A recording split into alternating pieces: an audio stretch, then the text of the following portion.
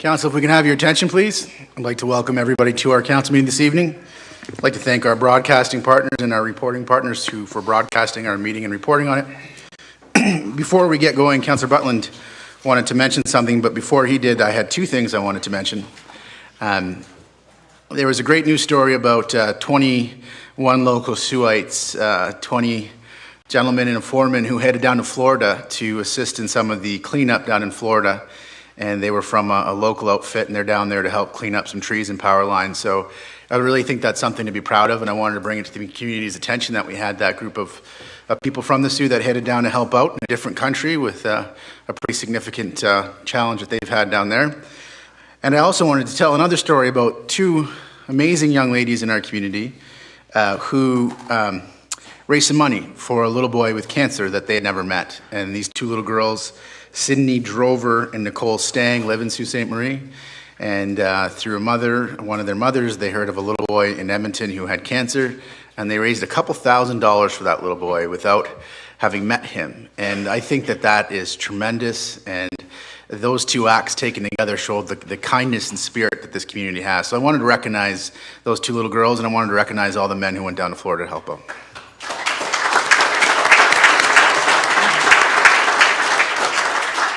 On that note, Councillor Butland, you had something you wanted to add? Yeah, same vein. It's plugging Sault Ste. Marie and what its residents do. Canadian Tire raised more funds. You know, the coupons you put in the box as you're going in or leaving. It outdid 490 other stores, Canadian Tire stores in Canada. They raised $80,000 through the community, and as a result, corporate Canadian Tire put in another $20,000. So there's $100,000 that has gone to the YMCA for young people to participate in all sorts of recreation. So that's just wonderful to be the best in Canada. No surprise and not a first. Thanks, Mr. Mayor. Thank you, Councillor Butler. Mr. Clerk, if you can call the meeting to order, please. Mr. Mayor, members of council, under agenda item 1, adoption of minutes. Motion by Councillor Shoemaker and Nero. Resolved that the minutes of the regular council meeting of 2017-09-11 be approved. All in favor? Carried. Under agenda item 3, declarations of pecuniary interest. Councillor Turco. Thank you, Mr. Mayor. 11.1.3, municipal law enforcement officer bylaw. My spouse employed by police services. Thank you. Councillor Shoemaker. Thank you, Mr. Mayor. 6.17, 267 Cathcart Street. The owner of that property is a client of my law firm. Thank you. Councillor Nero. Thank you, Mr. Mayor. Agenda item 6.14, Office of the Fire Marshal and Emergency Management Review. My brother is employed by Sault Ste. Marie Fire Services. Thank you. Anything else, Council? Mr. Clerk. Under agenda item 4, approve agenda as presented. A motion by Councillors Hupenin and Turco. Resolved that the agenda and addendum for the 2017-09-25 City Council meeting as presented be approved. All in favor? Carried. Under agenda item 5, proclamations and delegations. 5.1, Culture Days. Kathy Fisher, Curator, Ermitinger Clerk, National Historic Site, and Lori Carlisle, Education Officer, Art Gallery of Algoma, are in attendance. Welcome to Council. Thank you.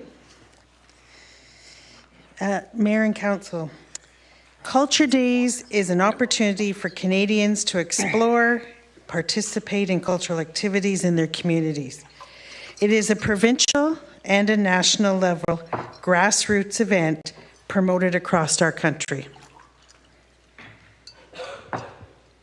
We are here to proclaim and invite you to create, participate, and share within Sault Ste. Marie at our international celebration of culture and the arts. Sault Ste. Marie's Culture Days 2017 is a 2-day event. So, on Friday, September 29th, this Friday from 10 till 3, Culture Days in Sault Ste. Marie will encompass the Centennial Library, Art Gallery of Algoma, and the Ermatinger-Clergue National Historic Site. And again, as you know, every Culture Day, that means that we fire the cannon every 15 minutes. We will begin that on Wednesday before Culture Days for our Fall Festival Education Days. Included in our partnership for the event this year, we would like to also recognize Sioux Community Career Centre, the Sault Ste. Marie and Area Local Immigration Partnership. Culture Days will continue at the Ermatinger-Clergue National Historic Site with an official kickoff Friday at 3:30. Come and join us on the front lawn. During the afternoon kickoff, it will progress into the evening with our downtown Heritage Block Party. Both the site and the downtown continue on to Saturday, September 30th. Admission is free and there's door prizes available. Activities will be available at all of the sites. Come out on your professional activity day this Friday and visit our cultural institutions. The goal of Culture Days is to create, participate, and share. Let's celebrate our culture. Thank you. Thank you. I have a proclamation here for you. Whereas culture constitutes one of the main identity factors of the city of Sault Ste. Marie, of the District of Algoma, and of the quality of life of its citizens. And whereas culture is an intrinsic component both of an individual and societal development, and culture arises and flourishes first locally. And whereas the city of Sault Ste. Marie of the District of Algoma has already shown its intention to implement projects that affirm both its cultural identity and the active participation of its citizens to the life of the municipality. Whereas the cultural community has set up a national event, Culture Days, that will consolidate a number of cultural events under a common theme across Canada by promoting the widest possible access to the arts, heritage, and culture. And whereas Culture Days Sault Ste. Marie will allow citizens to celebrate, create, and participate in cultural activities. Now therefore, I, Christian Provenzano, Mayor of the City of Sault Ste. Marie, do hereby proclaim September 29th and 30th, 2017 as Culture Days in the City of Sault Ste. Marie. Thank you. I think Councillor Myers has a comment. Thank you, Mr. Mayor. Thank you, Kathy and Laurie. It's always great to see you girls here because it means that we're in for some exciting celebrations, and that's what it is now. I just want to draw the public's attention to the city website, that if people are looking for more information, they can go on to the Agenda 150 link, and it's under there. And they can also get to a link about to both the art gallery, certainly the Ermatinger-Clergue National Historic Site. So just come on down, everybody. Enjoy this time to celebrate our culture. Thank you, Mr. Mayor. Thank you. And thank you both very much for the work you do on behalf of the community. Thank you. Thank you. Under agenda item 5.2, Tai Chi Arts Week. Bob Connell, location leader, Sault Ste. Marie branch, Taoist Tai Chi Society, is in attendance. Welcome to council, Mr. Connell. Thank you.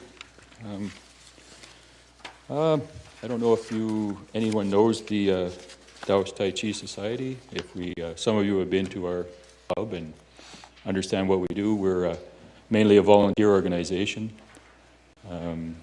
We're in over 25 countries worldwide with somewhere close to 50,000 members.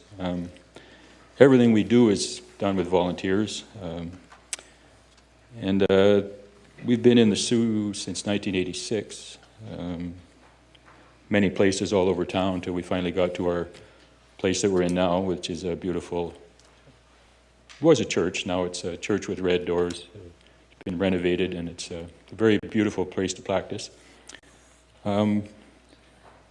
We are looking to celebrate the United Nations Day of the Older Person, which is coming up October 1st.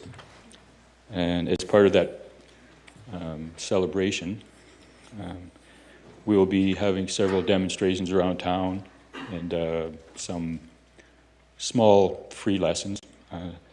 The first one's going to be right outside the doors of this building. We've got permission for Wednesday between 11:30 and 1:30.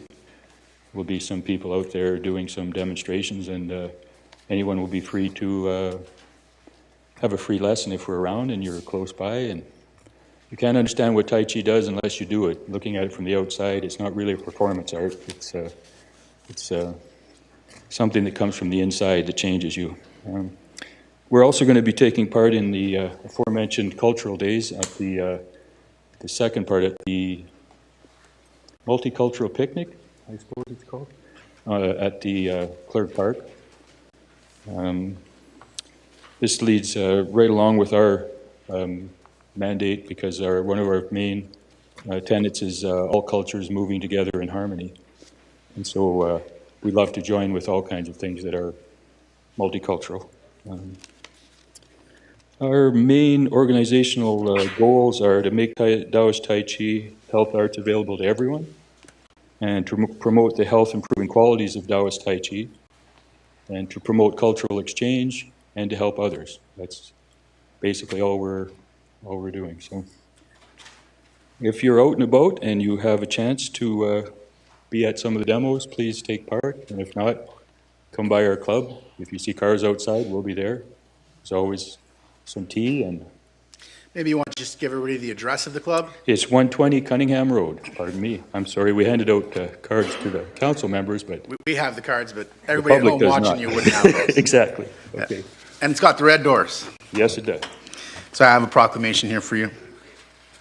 Whereas October 1st, 2017 is the United Nations International Day of the Older Person, and whereas Tai Chi practice is known to prevent falls, whereas the Taoist Tai Chi practice contributes to better balance and posture, increased strength and flexibility, and improved circulation, and whereas Taoist Tai Chi promotes calmness and peace of mind, and whereas many health practitioners encourage the practice of Tai Chi.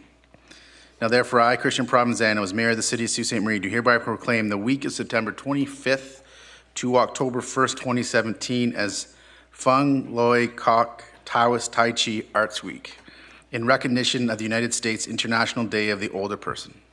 Thank you very much. Thank you. Under agenda item 5.3, Refugee 705's Global Friends Program. Simone Mitchell, Project Coordinator, is in attendance. Welcome to Council, Ms. Mitchell. Maybe you can introduce everybody that's here with you. Do you want to introduce yourself, actually? Go ahead. Okay. Hi, my name is Dania Kisberry. I'm Heather Lewis. Jenna Moro. Hello, bear with me, I have a little bit of a cold. So trying to pay more attention to the message than the sound of my voice, please. I'd really appreciate it.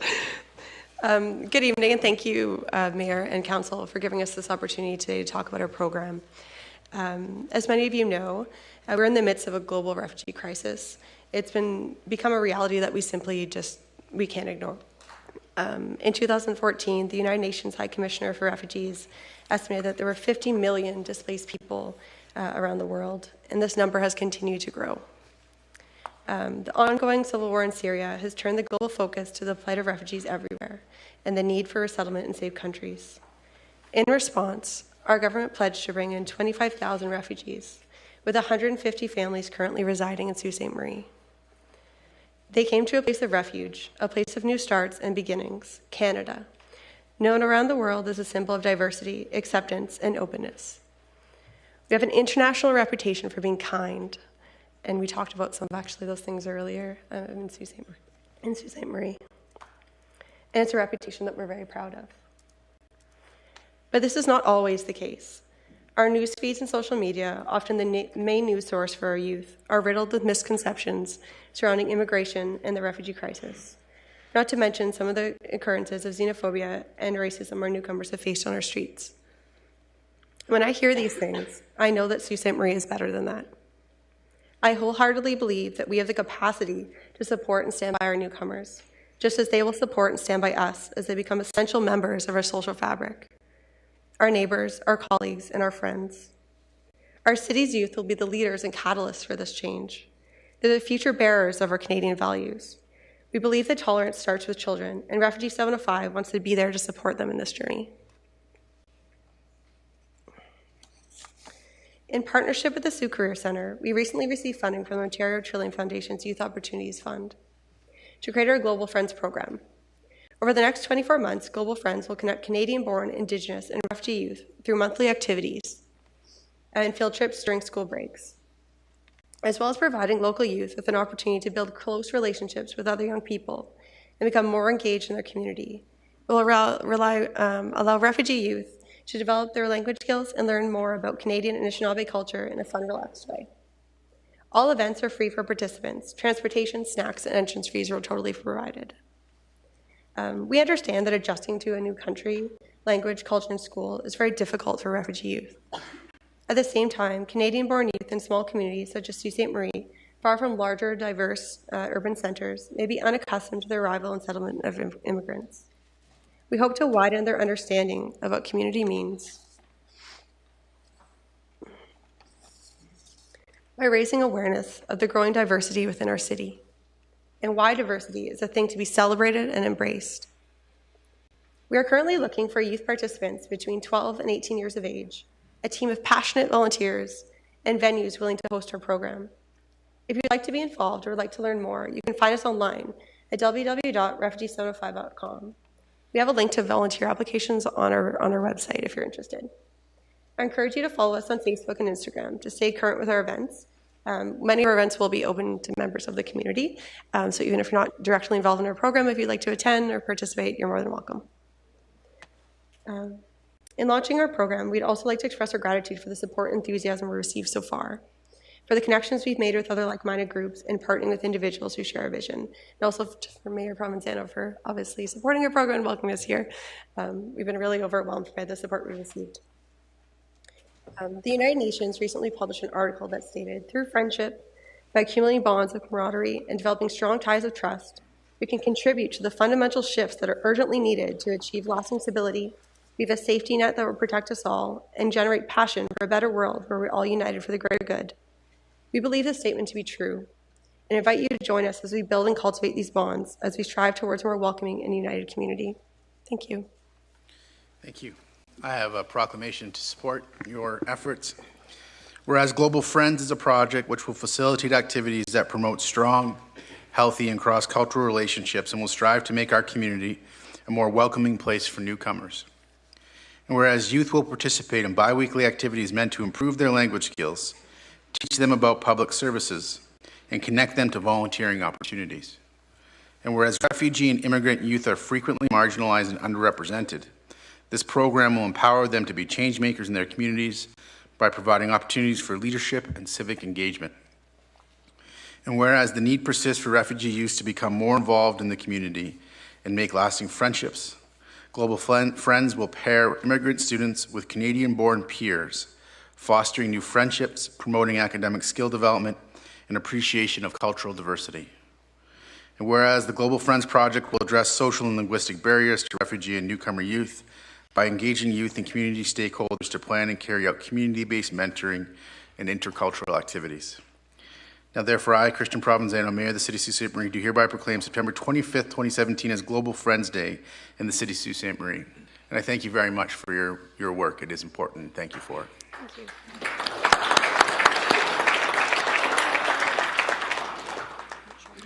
Under Agenda 5.4, Pregnancy and Infant Loss Awareness Month. Miranda Harrison, Pregnancy and Infant Loss Network Peer-Led Support Group Facilitator and Event Coordinator, and Jennifer Alick, Network Support Group Facilitator, are in attendance. Welcome to Council, ladies. Thank you, Mayor Provenzano and Council. On average, the City of Sault Ste. Marie has been welcoming 950 newborn babies each and every year. Our community is a great place to raise a family. We have pure beauty surrounding our landscape and the kind and loving people that choose to live here. However, sometimes the joy of welcoming a new baby into the world can turn into a great tragedy. We experience between 20 and 30 infant deaths each year. This includes, but is not limited to, a miscarriage, stillbirth, SIDS, or the death of a newborn. The pain of losing a child is unimaginable. So in recognition of October's Pregnancy and Infant Loss Awareness Month, we will also be lighting the Algoma Water Tower in pink and blue on October 1st. at dusk, as well as hosting the second annual Pregnancy and Infant Loss Remembrance Day at Sault College on Sunday, October 15th at 6:30 p.m. This day has become globally recognized as a day to remember those babies who have gone too soon. Prior to this year, our community had limited resources for families going through a loss. However, through strong will, devotion, and community support, we are proud to offer a monthly peer-led support group through the Pregnancy and Infant Loss Network with Sunnybrook Hospital. It is the hope that this annual event and monthly support group will continue the conversation locally, as well as bring together individuals, families, and friends to help ease some of the pain, but to also offer a time to remember our babies without judgment.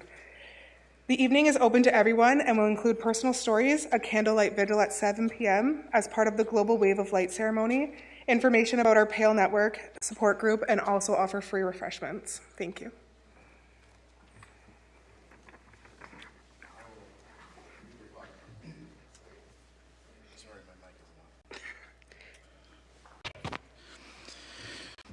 I have your proclamation. Whereas pregnancy and infant loss is a tragedy that affects 1 in 4 women in Ontario as well as their partners and families. Whereas the censorship that surrounds these losses impedes healing for those affected. And whereas awareness and sharing regarding these losses, especially within one's own community, helps healing to take place. Whereas a day of remembrance honors the lives of the children and supports grieving parents, families, and friends whose lives are forever altered by the heartbreak of losing a child.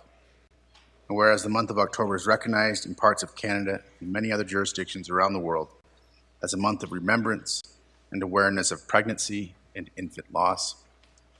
Now therefore, I, Christian Provenzano, as Mayor of the City of Sault Ste. Marie, do hereby proclaim the month of October 2017 as Pregnancy and Infant Loss Awareness Month. Thank you. Thank you for the support, ladies, that you're providing for those in your community. Thank you. Thank you.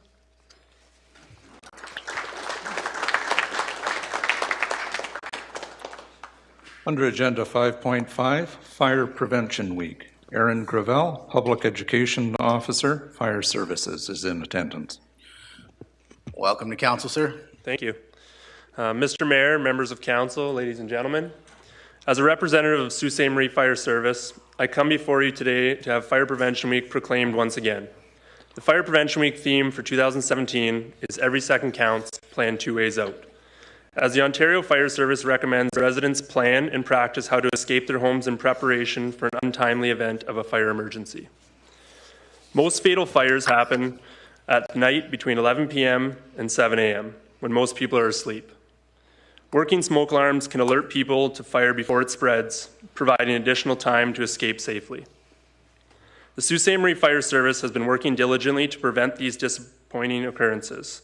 However, we can't succeed without the citizens of our great city heeding our message and putting into action the proven recommendations routinely conveyed to the public. Fire prevention personnel will be on hand at numerous locations during Fire Prevention Week, speaking with the public and reminding them of the things they can do to reduce the likelihood of a fire occurring. At the same time, we'll be running a pizza box campaign for the week with a local community partner, Aurora's Pizza, which includes a contest and prizes. If you follow our social media as well as theirs, you'll be able to get contest details. As well, we have been provided with the honor of hosting a Greyhound game on Wednesday, October 11th, 2017, to once again promote the fire prevention message that can easily make a difference in the level of safety for our families. This year's Fire Prevention Week campaign encourages families to create a home escape plan, which includes every member of the household, practice the escape plan at least twice a year, have smoke alarms installed on every level of their home, as well as test alarms at least monthly by pushing the test button to ensure they are alerted on when to escape. Our hope is that by providing an opportunity for people to reinforce basic fire safety principles and learn more about fire safety in a fun and enjoyable environment, future fire tragedies can be avoided within our community. Thank you. Thank you, Mr. Gravel. I have a proclamation here. Sault Ste. Marie Fire Service is committed to ensuring the safety and security of all those living in and visiting our city. And fire is a serious public safety concern both locally and provincially. And our homes are the locations where people are at greatest risk from fire.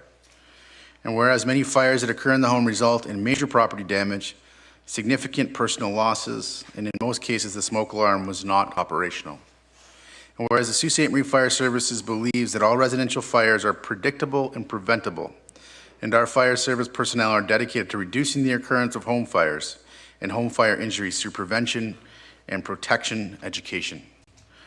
And whereas Sault Ste. Marie residents are responsive to public education measures and are able to take personal steps to increase their safety from fires, especially in their homes, and residents should prepare an escape plan with their families and ensure they have working smoke alarms on all levels of their home.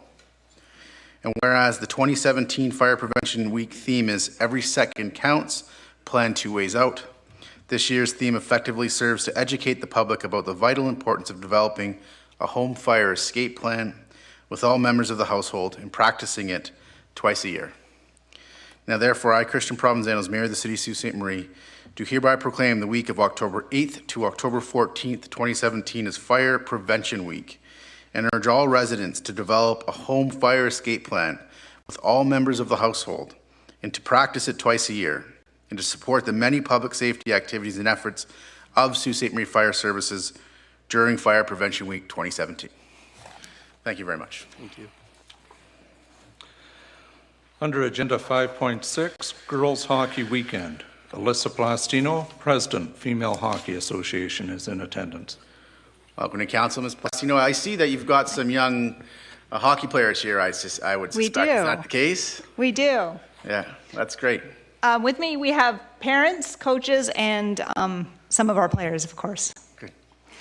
Women's hockey is the fastest growing sport in Canada. The first documented women's hockey game was in Barrie in 1892, 2 years before the first Stanley Cup was awarded. The first Ontario Provincial Championship was held in 1914. And in 1990, Canada won the first ever World Championship for women's hockey. Since then, registration in the sport has grown exponentially.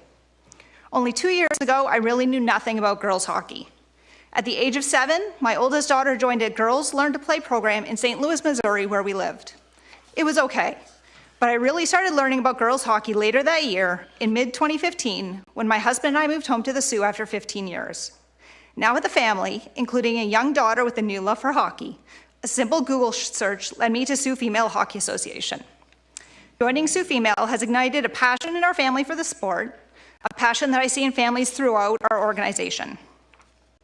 Girls hockey is special. It gives female athletes the opportunity to play and excel at a sport traditionally dominated by boys in a supportive environment that celebrates them being girls. Since May, the executive of Soo Female Hockey Association have been working tirelessly to ensure that the 2017-2018 hockey season is the best one yet, and that we can use it as the building block for further development of girls hockey in Sault Ste. Marie. In our volunteer roles with Soo Female, we've quickly discovered that no longer are we simply responsible for just our own children, but we also feel a deep responsibility for the other 300 girls who play in our league. Some of these girls are going through things in their lives that we lose sleep over, but hockey is their happy place. The rink is where their troubles disappear. With that in mind, in the words of Craig Hartsburg, our job is to make sure players leave the ice after a practice or a game with a big smile on their face, rosy red cheeks, and a sweaty head. That means they worked hard, gotten better, and had fun. Our league develops girls so that they can compete for college scholarships to play hockey, continuing to pursue their love of the game while also pursuing higher education. We are also a feeder association for the successful local women's hockey league that has a registration of just under 400 women ages 21 to 70. This afternoon, we stand before you to kick off our celebration of girls hockey. In October, the International Ice Hockey Federation and Hockey Canada will team up to host the 7th annual World Girls Hockey Weekend. This event aims to celebrate and grow girls hockey from coast to coast and unite Canadians through grassroots programming led by local communities. Here in the Soo, our organization will host a free hockey clinic for girls on October 6th, led by Brienne Viel, a former player with our organization who has established her own local girls hockey training school, Northern Elite Female Hockey Academy. Through her academy, Brienne works with many of our teams and coaches. She's a role model for our young girls, and she's also here with us today. Then on October 15th, a partnership with the Soo Greyhounds will have girls hockey being celebrated during their Sunday afternoon home game. Our girls will be on the ice as the 7th skater, awarding the 3 stars, and our young tyke age players will entertain the crowd with a mini game during intermission. We'll actually also have one of our players singing the national anthem. Throughout the Sioux Greyhound season, you'll also see our Sioux female volunteers out and about during home games as we raise funds through 50-50 draws and our jersey raffles. In closing, let me express our appreciation to the city employees we work with on a regular basis. Not only the rink attendants at arenas across the city, but employees like Amanda Girardi, who does all she can to fulfill our requests for ice, which isn't always easy, and Nancy Novello, who patiently walks us through the lottery licensing process. No kidding. It's been a long 2 weeks of lottery licensing these recently. And to you, Mr. Mayor, and members of council, on behalf of Sioux Female Hockey Association, thank you for joining us in our celebration of girls hockey. Thank you. Before I get to the proclamation, I just want to say that I'm glad that you and your husband are back in Sault Ste. Marie with your family. And we certainly appreciate the volunteer work to support this organization and the rest of the parents that obviously put in a lot of time and effort to support Wildcats hockey. Whereas Sault Ste. Marie has a reputation from coast to coast as being one of the most passionate hockey towns in the country and is deeply rooted in the love of the game. And whereas female hockey is the fastest growing sport in Canada. And whereas Sault Ste. Marie has a vibrant, active girls hockey community led by passionate volunteers, supported by dedicated parents, and enriched by the talents of female hockey players ages 4 to 18. And whereas Sioux Female Hockey Association will proudly celebrate girls hockey with communities across Canada and throughout the world as part of the International Ice Hockey Federation and Hockey Canada's World Girls Hockey Weekend. Now therefore I, Christian Provenzano, Mayor of the City of Sault Ste. Marie, do hereby proclaim the month of October 6th to October 8th, the weekend of October 6th to October 8th, 2017, as Girls Hockey Weekend. Thank you very much.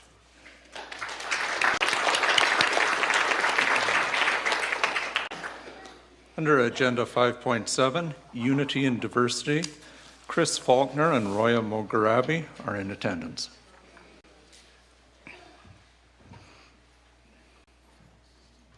Welcome to Council, Mr. Faulkner. This is Mogarabi. Welcome. Okay. To our Mayor and City Council members, my name is Chris Faulkner, and with me is Roya Mogarabi. And I'd like to mention Roya and her husband, Dr. Mogarabi, Maran Mogarabi, came here in Canada in 1979 for a training institute. Because of the persecutions of the Baha'is in Iran, they were unable to return to Iran. Unfortunate for Iran, but great for us. We have two great community members here in our community in Sault Ste. Marie and serving the community of Sault Ste. Marie. We are members of the Baha'i community of Sault Ste. Marie, and we are here today to inform you about a special event that we will be celebrating here in Sault Ste. Marie. Across Canada, Baha'is this year are celebrating a significant anniversary in the history of the Baha'i faith, at the same time as the country is commemorating 150 years since Confederation. It is the bicentenary of the birth of Baha'u'llah, the prophet founder of the Baha'i faith, born in 1817 in Tehran. Some 6 million Baha'is around the world today revere Baha'u'llah as the most recent of history's messengers of God, whose purpose has been to guide humanity towards the advancement of human civilization. Baha'u'llah's teachings revolve around the oneness of humanity, and his revelation signals a special time in history as the entire human race moves to a new stage in its collective maturity and wholeness. The challenges and tribulations of this transitional phase in the story of humanity resembles the changes encountered as a person passes through adolescence and becomes an adult.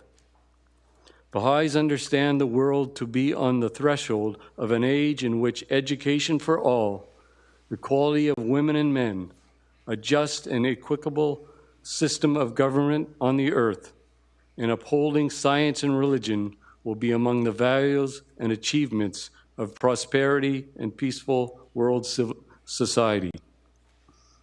Baha'is are eagerly anticipating the 200th anniversary of the birth of Baha'u'llah on Sunday, October 22nd.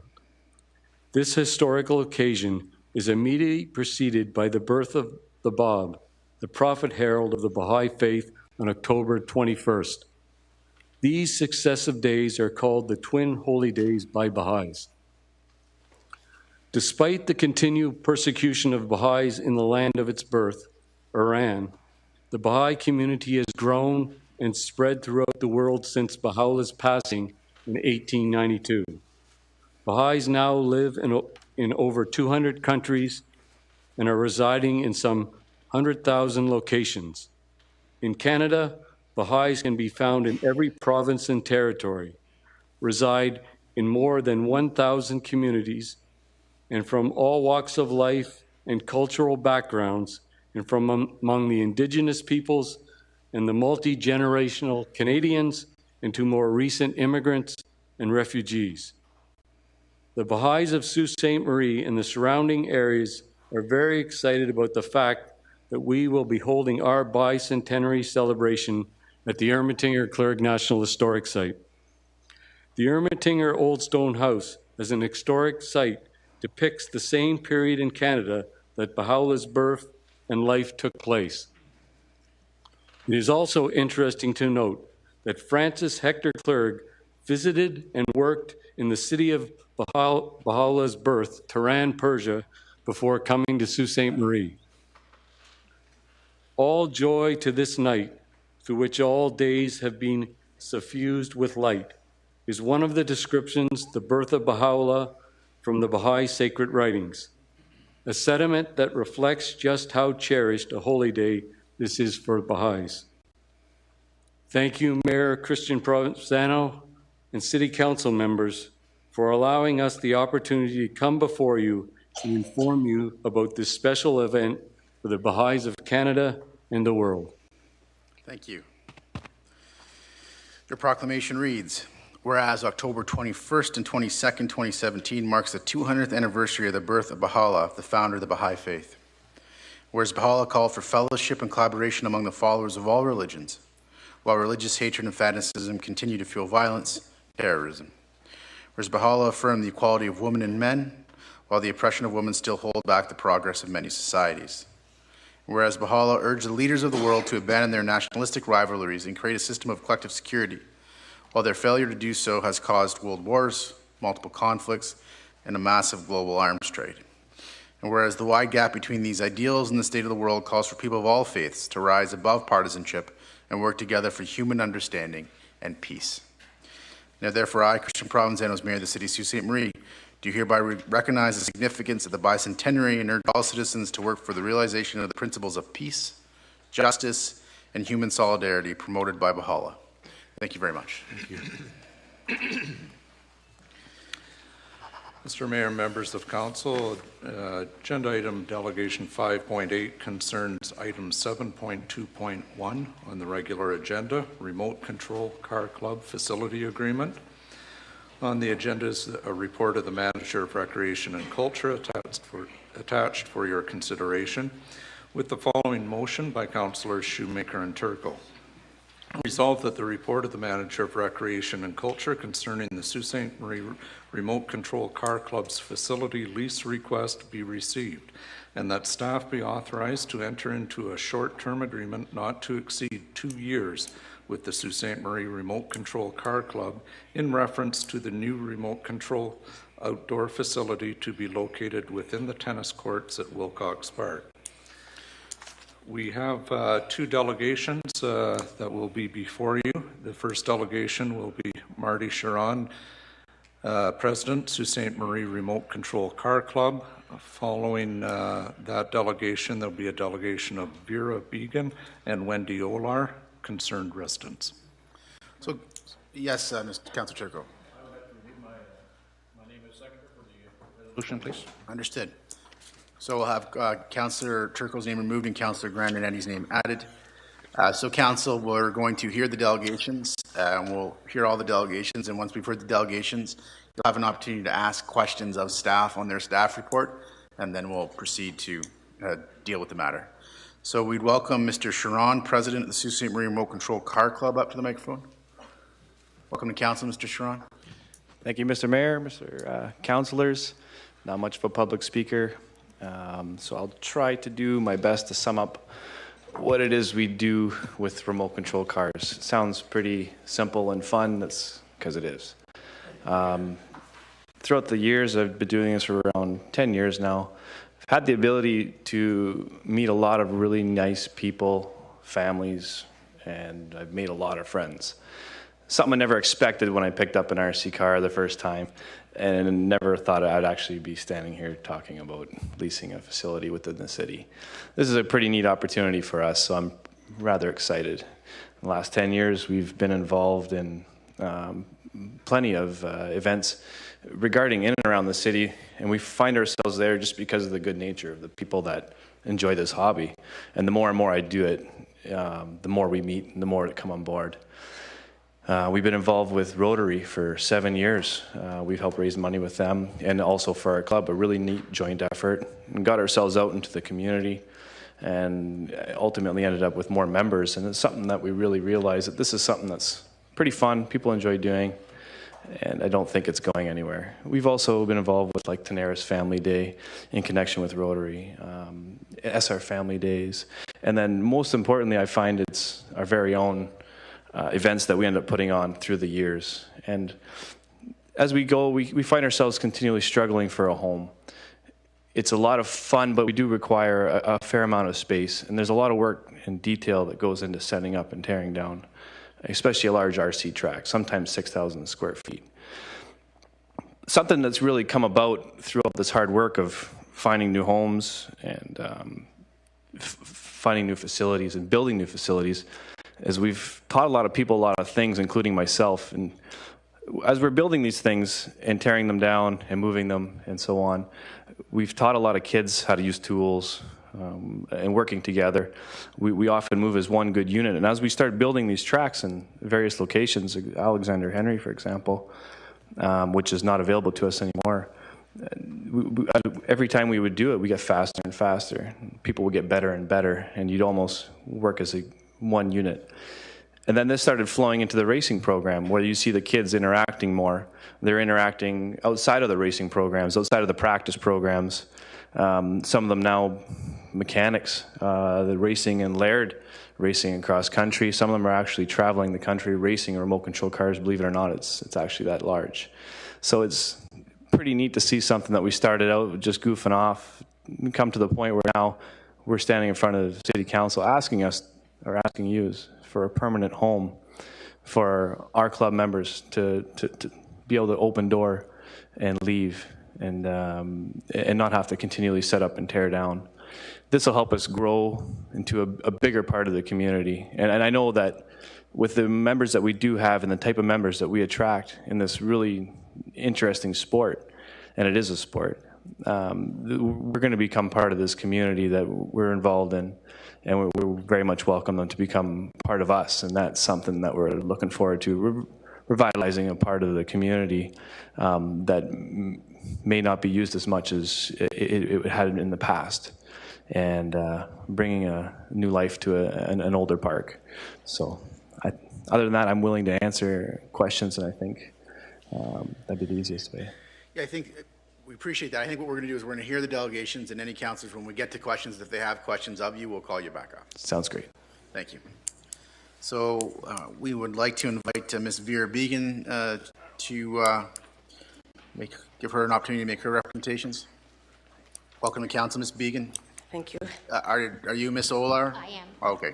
Welcome to council, Ms. Olar. So go ahead, Ms. Began. All right, this is my first time here. So good afternoon, Mr. Mayor, as well as members of council.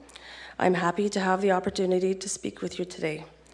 The majority of the residents in this neighborhood do not agree with the Sioux RC Car Club proposal, as proven by the 160 residents in the near vicinity of the park who signed a petition in opposition. We feel that this location has not been carefully planned or considered. With no indoor facility, the racetrack will be open to the elements. Considerable upgrades would also be needed. This park has no electricity, no washrooms, and no plumbing. Where will the necessary resources come from, and who will do the work? We have been advised of another tennis court only 700 meters away that already has these amenities. This proposal was originally presented without the neighborhood's input. The change of use will automatically change the park from a passive park to an events park. Once these changes get made, how will it be possible to change it back to its original use? They have asked for dawn till dusk operation. Will this be compatible in this neighborhood? During events with many cars racing and even more spectators, it will not be quiet. How will this impact the residents, and how will this impact other users of the park? How will the club grow at this location without taking away more public space? It was already determined that if additional parking is needed, they could use another area of the park. That area is used by young families who come here to use the playground. No further details of how they plan to grow have been made. The Thunder Bay RC Car Club runs in the park, but it is not located inside a residential neighborhood, and the racetrack has remained a free and always open space to be enjoyed by everyone. The Sioux RC Car Club has a place in our city, but it does not belong in Wilcox Park. The Wilcox Park is a neighborhood park that is open for everyone. This proposal would take away from that openness. This change would bring an element of exclusiveness that is not currently there. The fence around the tennis court would be gated and locked. Will security cameras also be installed? It was determined that the tennis courts are little used and poorly maintained. Those reasons were given to validate the proposal, but they place our neighborhood at a disadvantage. Who is responsible for maintaining them, and when was this determined? In fact, the fencing around the courts has recently been replaced. Why would the fence be a priority if the courts are in poor condition? This neighborhood was given the message that if we aren't using it, someone else should. When we said that we are using it, then the message was that we are not using it appropriately because this is not for tennis. It would appear, however, the car racing inside a tennis court would be appropriate. Why is our neighborhood being held to a different standard? Many other neighborhood parks also appear to be little used. Is this the policy for all neighborhood parks? Before this proposal became public, no one was aware that the idea of repurposing the tennis courts was even being considered. No one in the neighborhood was ever consulted about how they should be repurposed or what we would like. Have any other options been considered or explored? Since a proposal has already been put forth to repurpose them, would the city consider our proposal, which is to continue to maintain the courts and install basketball hoops, and if possible, also hockey nets? Many kids play basketball and hockey in the streets where it is not safe. Everyone who signed the petition would like to see the courts remain a free and open space, and that is why we ask that you vote no on the RC Car Club proposal. Thank you. Thank you. Good evening, Mr. Mayor and members of council. This may sound a little bit repetitive after Vera's speech, but I wasn't quite sure exactly what she was going to speak on. And I spent a lot of time putting my thoughts together, so I hope you hear me out. I'm a little more long-winded, though, unfortunately. Thank you for allowing me to speak. My name is Wendy Olar. My husband and I live on the corner of Party and Maple, 70 feet directly across the street from Wilcox Tennis Courts. That is approximately straight across over to Mayor Provenzano, maybe a little bit further. Well, I think we're more than 70 feet apart. Well, less than 70 feet apart. Maybe to that wall. It's pretty close anyways. We are longtime residents, as are many of our neighbors. I come before you to ask you to vote no to the RC Car Club's proposal to lease the Wilcox Park tennis courts for their exclusive use. Although it is true that this particular summer the tennis courts were used less often for tennis, they were, however, used by neighborhood families quite regularly for other activities, as proven in the photos that you received via email. It seems that the Parks and Rec Committee has gone to great lengths to promote the idea that the tennis courts are not maintained and that they are seldom used. I can assure you that this is partly due to the fact that the cracks in the pavement were not sealed in the spring as they usually are. The weeds grew knee-deep, particularly on the Maple Street side of the courts, as shown in the emailed photos, thus making the tennis surface unplayable this year. This, however, did not deter local families from using this paved space as they have done for decades. Aside from tennis, these activities include learning to ride bikes, rollerblading, wagons and scooters, basketball, playing catch, relaxing with pets, and just meeting up with friends. On September 19th, a crew of 2 from the Board of Works Parks Department were sent to whippersnip and blow the weeds from the courts. That was September 19th. I went over to inquire as to why they were clearing them now and why they hadn't been cleared all summer. The employee indicated that they are on a 9-day cycle with regards to park maintenance. I assured him that this was not the case here and that there was only one other occasion that the weeds were done, and it was at my specific request when I had gone over and asked them to go into the park and take the weeds down. I contacted the Board of Works regarding this matter, and the employee indicated that they had fallen behind this summer, which we all know we all had extra long grass this summer and more cutting to do because of all the rain. When asked why we hadn't sealed the cracks in the spring, as they had done every other year, he said that they would be sealing the pavement this fall at the end of tennis season. It's typically done in the springtime so that they can play tennis. I hope that when Council votes on this proposal, that the following facts and questions will be considered. Firstly, a petition was signed by approximately 160 residents in the immediate vicinity of the tennis courts, and I believe that council members all got a copy of that petition, all signed in opposition of the RC Car Club leasing the space. Residents signed stating that they wanted the courts to remain for the use of the public, not a private club. Several were in agreement to seeing the paved space be repurposed for the neighborhood, with many wishing to see basketball nets installed. Secondly, it was suggested by club members at the public open house held on May 30th at the Tech that the residents of Wilcox Park area should go elsewhere to play tennis and that the kids can ride their bikes on the Hub Trail. Why should we, who live in the area of Wilcox Park, be expected to go elsewhere and a small group from elsewhere come here for their own entertainment? This is the reason we live near a park, public access to a recreational space that is in our own neighborhood. Why would a public space be leased to a private club? It is important that the public be aware that the plan is for this to be a gated, locked space for club use. Thirdly, the RC Car Club is primarily an adult club, as seen in many of their photos on their Facebook page. The club is suggesting that they will be encouraging neighborhood children to come out and participate in activities. Will the club require these children to pay membership dues to actively participate?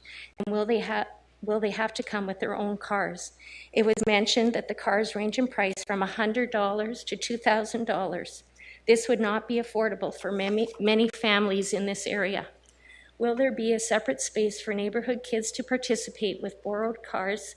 And if they are their guests, will they be covered under the club's liability insurance? If the club currently has an approximate membership of 30 and their hope is to grow their membership, where exactly are these members going to be allowed to park in relation to the courts?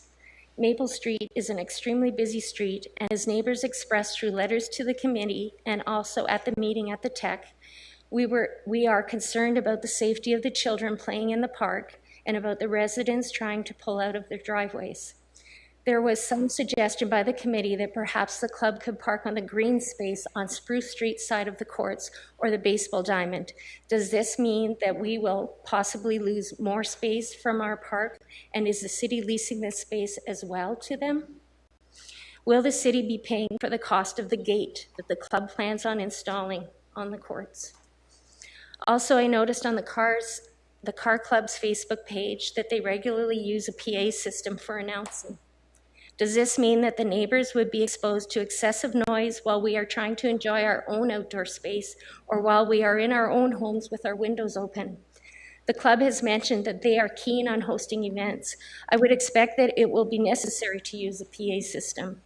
I know that the Car Club has indicated that they will not be using gas-powered engines, but would this not be a must if the club was hosting out-of-town events? If the noise is excessive, where does that leave us as residents living next to the courts? Do we contact you, the councillors, to police the events that may get out of hand with regard to noise? Where and how would the club get power? Is the city taking on responsibility for installing electricity to the courts? If there is power to the tennis courts, does this mean that the club can use the courts after dark? Would the club's liability insurance cover accidents caused on or around the space being leased? Who would be responsible for the garbage around the outside of the courts if the club attracts spectators? Does the club plan on storing a trailer or shed on site? There was some mention of a trailer being stored with equipment. What does the club plan on doing regarding facilities? Will the residents be forced to look out at porta potties while sitting in our own backyards? Have council members, committee members, or neighbors of Wilcox Park personally been invited by the RC Car Club to any recent events? If you are trying to win the hearts of all involved, would this not have been an opportunity? Could a race event be held at Wilcox Park with the use of a PA system prior to council voting on this lease agreement? I feel it is essential that council members and the public be aware of the impact this club could have on our neighborhood prior to them signing a 2-year lease with the club. In conclusion, on behalf of myself, my husband, my children, and approximately the 160 neighbors who signed the petition and reside in the Wilcox Park area, we wish to make it clear that we strongly oppose this proposal. Instead, we wish that you take into consideration the specific needs of our neighborhood, as was done in several other parks in the city. Why is the Parks Committee so intent on meeting the needs of this private club by offering up what is currently a public space and turning it into a locked space that is exclusive? We feel that the impact this club will have on neighbors regarding noise and traffic has not been considered. This is a proposal to put a racetrack in a quiet residential area. Yes, not in my backyard, we say, but also not in your backyard. Wilcox Park is a small residential park space for the public to enjoy. It is not a suitable space for events to be held, nor a racetrack to be installed. Please vote no to this proposal, but continue to assist this club with their endeavor to secure a location more suitable so that their club may grow and our city may enjoy the sport of RC car racing. Thank you. Thank you for those submissions. Okay, so we'll take questions from council now. I have Councillor Hollingsworth down first, but Councillor Hollingsworth, I'm just going to start with the ward councillors here. So we're going to go with Councillor Turco, Councillor Nero, then Councillor Hollingsworth. Thank you, Mr. Mayor. Appreciate it. We were at the, Councillor Nero and I were at the May 30th. Seems so long ago. My question is to, first of all, a couple, if you permit me, Mr. Mayor, short and sweet, to Virginia, Mcleod, Virginia. That meeting was a long time ago. So this won't start till when, if this goes through today? Through you, Mr. Mayor, to Councillor Turco. If this were to be passed by council today, they would look at starting in the spring of 2018, as soon as the snow clears. And through you, Mr. Mayor, another follow-up for Ms. Mcleod. Where did this start, this idea? Was it the idea of the car club, or was it city staff? Through you, Mr. Mayor, to Councillor Turco. The city is often approached by different groups in our community looking for us to assist them in helping facilitate their sport or their activity. The RC Car Club did approach our department, and we did an assessment of trying to see what their needs were, so getting that understanding, a better understanding of what's happening in other communities. And from there, we looked at spaces that would meet their needs. So things that we looked at were they needed a fenced-in area. Ideally, it would have a pavement or a hard surface, highly visible, access to a bus route, central location. And from there, we looked at what spaces we might have that could meet those needs, which ones that we felt were underutilized, and how we could better use those spaces. Thank you, Mr. Mayor. Was this the only possible place through the entire city that was considered? Through you, Mr. Mayor, to Councillor Turco, there were a couple other options. Originally, we had thought possibly there was a space at Tom Tipton. However, the area and the footprint were much too small to facilitate this. Another location was the tennis courts at McMeekin. However, with the move of the seniors to the Northern Community Centre, we're looking at being able to start pickleball and tennis programs there. So those are going to be much more utilized as we get into full programming through the seniors. A couple of quick questions here before I finish.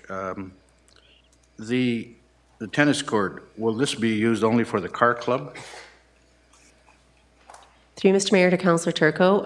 Yes, because when we enter into agreements, whether it's with a community garden or different spaces, because they provide the city with an insurance certificate for that space, because that's what we require, it would be set aside so that that covers off under their insurance. And one more, Mr. Mayor, thank you for your indulgence. I got to tell you, Virginia, you and I go way back. If it wasn't for Wendy Olar, I would have never known about this, about the, not that I need to know everything, but I think an item like this, I think it would have been, prudent that the councillors, I don't know if Mr. Neer knew about it, but I certainly didn't know if it wasn't for Mr. Olar who called me. How was that done, the process? Through you, Mr. Mayor. Through you, Mr. Mayor, to Councillor Turco. When these groups come to city staff, we bring back, or we start to do our research to get all the information. It's then brought to our Parks and Recreation Advisory Committee. So that, at that time, we brought it to the Parks and Recreation Advisory Committee with some background information to share with them. They passed a resolution at their PRAC meeting asking staff to kind of move forward. So from that point, we then look at doing an open house. So that as part of the process, we need to ensure that we do our public engagement. And the open house was the public engagement process so that we could get concerns, feedback, and information from there. And at that point, it was sent out to City Council. Any residents living within 400 meters of the park were sent an actual direct invite to attend the public notice, as well as it was posted in the paper through a press release. So that's how we advertised it to the community and council. We did have 37 members attend the public open house. And then from there were a number of questions that did come out. We needed to do some additional research before we came back to council. Thank you. Thank you. Okay. Mr. Mayor. Councillor Turco. Councillor Nero. Thank you, Mr. Mayor. I do have a number of questions, and my questions are going to be more on an approach that if council's wish is to approve this, I think we need to have some things in place, and that's my questions will be geared towards that. So, Ms. Mcleod, on the noise factor, on hours of operation, would we be able to get something that has the activity gone from the tennis courts by 9 o'clock? Through you, Mr. Mayor, to Councillor Nero. Absolutely, because we do have an agreement that we're going to be preparing with them, so we can indicate in the agreement that the hours of operation are from, this early in the morning or whatever time in the morning till a certain cutoff time in the evening. So that can be presented. Originally, we were thinking around 9:30, which is well before the noise bylaw kicks in. But yeah, that's all part of the agreement. Yeah, and when I say 9 o'clock, I'm referring to remote car activity on the court itself to be done by 8:30, and that leaves half an hour for people to mingle, because usually that's what happens when an activity finishes. People don't just get in their cars and leave. So if the court activity finishes at 8:30, I think everybody would be gone by 9 o'clock.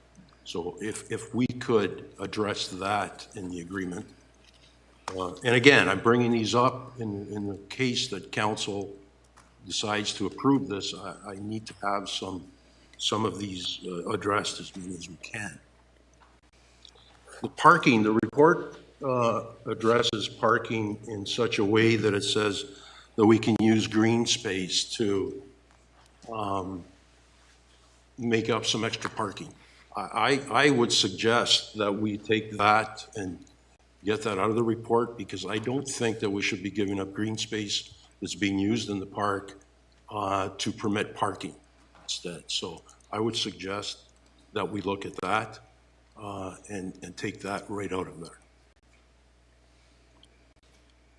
As far as the club is concerned, I don't know how the club operates, but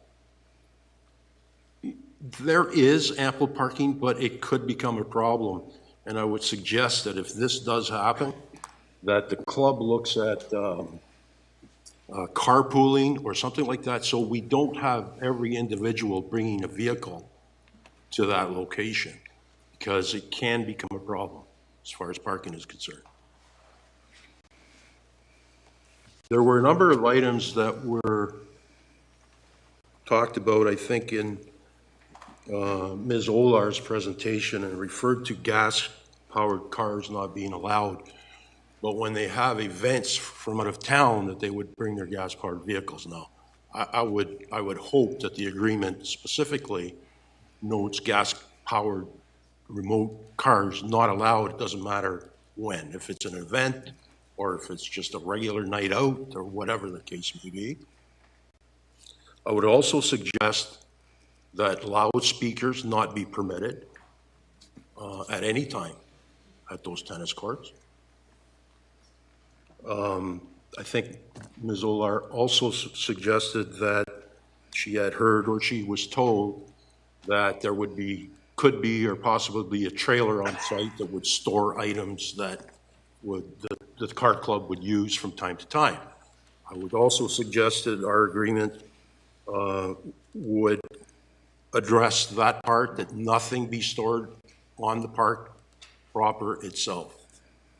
And I would suggest that it include no porta potties as well. There have been sport events happening at that park for years. Everybody talks about how long the park has been around. I went to the original St. Mary's, and we used that park every day. There were never any washrooms, and there were never any needs, so I can't believe that we would need washrooms or porta potties because an RC club may use that facility. I think finally, there's two other items before I get to the final one. A big issue is the fact that we are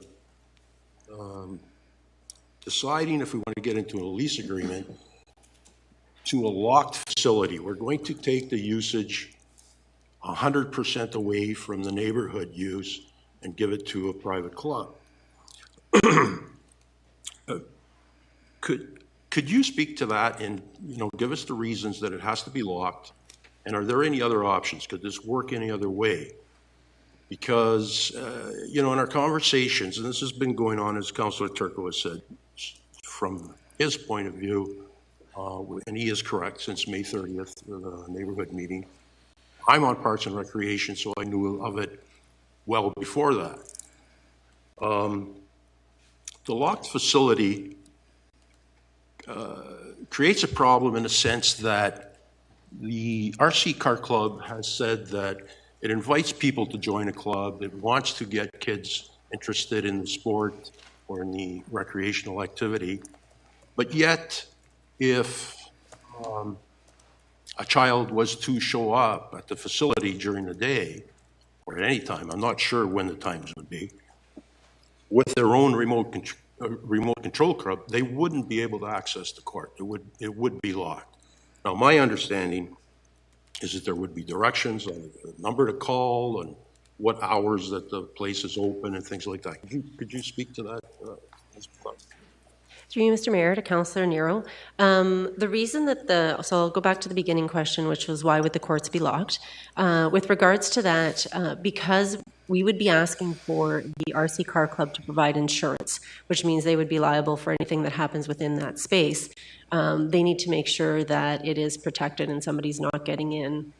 They've also got a lot of investment in the equipment and in the tracks that they are keeping set up. So that would be the reason why it would have a gated access to the facility. And that's similar to other agreements that we have with the Playing Club and other organizations that do have a lease on facility land to run their activities, and the city supports them. With regards to youth and other people being involved, there would, as you indicated, there would be signage that would be up. Letting people know how they could get involved, how they can reach out to the RC Car Club. I don't know if Marty can speak a little bit more because he is involved directly with the operations, but basically how they would look at engaging the community and getting more people involved. He could probably provide a bit of a better background. I don't want to speak out of turn. Mr. Mayor, if we can have Mr. Trone address. Absolutely. Sir, are you comfortable addressing that question? Yes, of course. All of them.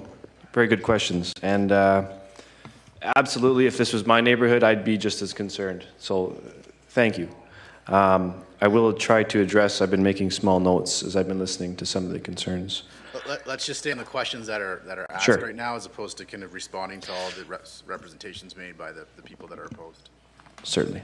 As for the lock and key, following up with Vivian, yeah, because the nature of what we discussed, how we would have to operate, because we would be constructing a removable remote control car track. It won't be that which would be suitable for bicycles, rollerblades, skateboards. And I don't mean like that they wouldn't actually work on it, but let's say somebody got hurt and we do have to carry liability. Unfortunately, that is not engineered for that style of activity. Similar to a bocce court, I think in previous, if I go back, some of them had been lock and keyed and the members took care of those. Looking at a similar approach, I'm not sure how all the previous functions work, but in today's day and age, I think everybody understands that in the last 20, 30 years and whatnot, at least since I've been around, that more and more frequently liability is becoming a very big issue. So to operate how some of these other clubs have been operating in other parts of Canada very freely, I wish that was the case. I would like to operate just like that. Unfortunately, it doesn't work like that. So we're jumping through every single possible hoop. We're willing to provide the liability for the access. As for the signage, yes, we will have signage posted, and not aggressively, of course, but we would like signage very clear as to how you're to access the RC facility, who to contact. The way it's going to operate, my intentions right now, of course, these are details that we have the entire winter to iron out. But we do have a lot of members working on different shifts, and they will be accessing the facility in different times. Some of them are officers of the club. They'll have the ability to allow, let's say, a junior member, somebody under the age of 13, providing their parent or somebody comes by, their guardian, and can provide some sort of legal signage saying it's okay for their child to be here and play. They're free to come. The way we're going to structure the club on just a very simple, ideal layout is it's going to be $100 roughly for a member for the entire year to access the club at their will. For anybody at the ages of 18 to 13, $50. Under 13, free with a member. And that's, again, we're focusing on our kids. I have young kids. All the members have kids. It's a good thing to say, but without getting too far off. Was there another question regarding the signage you had? And then you mentioned parking and carpooling. We wanted to be on a bus route for one of those reasons. I think those concerns are going to get addressed through this agreement, should this get approved. My concern, the question that I was looking to answer from you is the locked facility itself. Yes. If you want to promote it as for some other activity for children to get into, then how do you do that? And I think you answered it.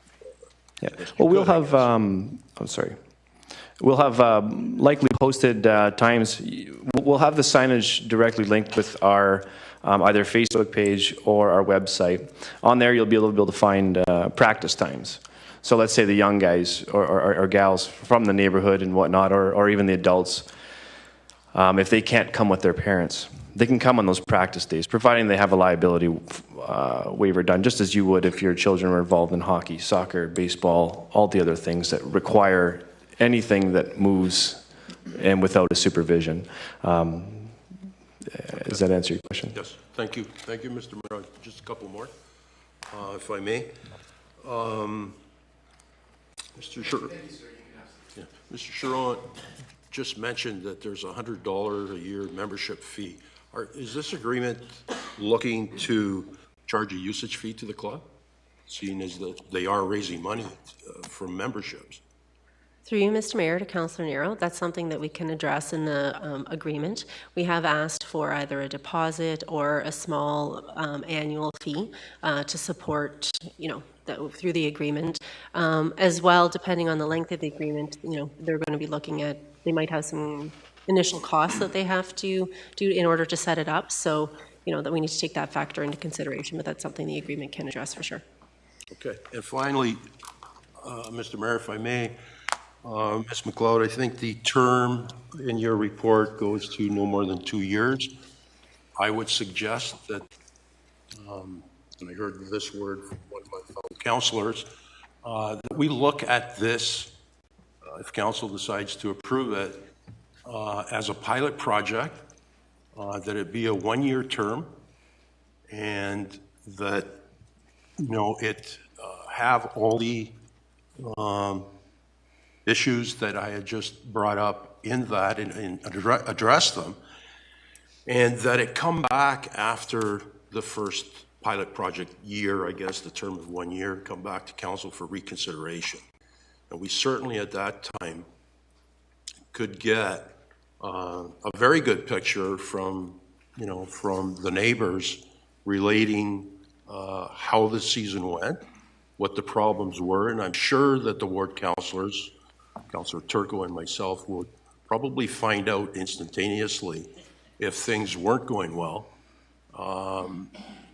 But I can't think of anything else, and I hope council looks at it, and if there is anything else that they add to it, but those are my suggestions, Mr. Mayor.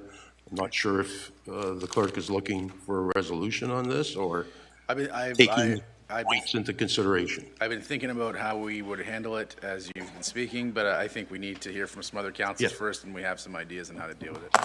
So Councillor Hollingsworth, you're next on my list.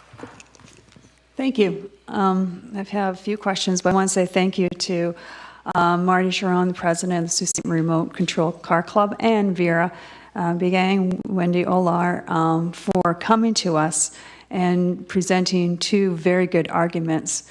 It just reinforces that our city, the residents that live in this city, are passionate about their neighborhoods and passionate about the hobbies they are involved with.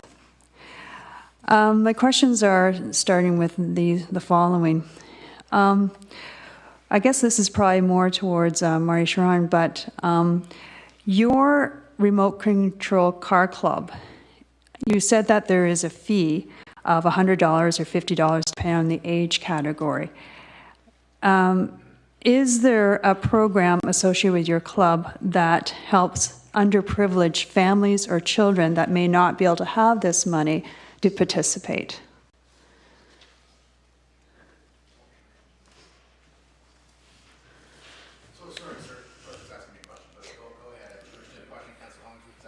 Yes, I believe I do. Okay. So yes, we are going to charge a fee. Just to go a little bit into depth into what we're going to do with that fee, we have no intentions of keeping any money. There's nobody on a payroll. All the money goes back into the club and its resources and growing it. One of the things we have done throughout the years was with the Rotary Fest, or the Rotary Club of Sault Ste. Marie. We actually have 5 cars in partnership with them that we use. And we use those with some of the other events like Tenera's Family Day and SR Family Day in the past. And last year we did not do that. It's difficult to find volunteers some years, and we want to commit to only the best programs. Having a full-time facility like this enables us to have a home, and with that home it'll grow, and so will the ability for us to reach out to the neighborhood. And with some of the vehicles that we do have 5 on staff. Speaking with Carolyn and Connor, they are available to us in growing our club through Rotary as well. So something that they're willing to help us grow as we did with them in the past. Okay.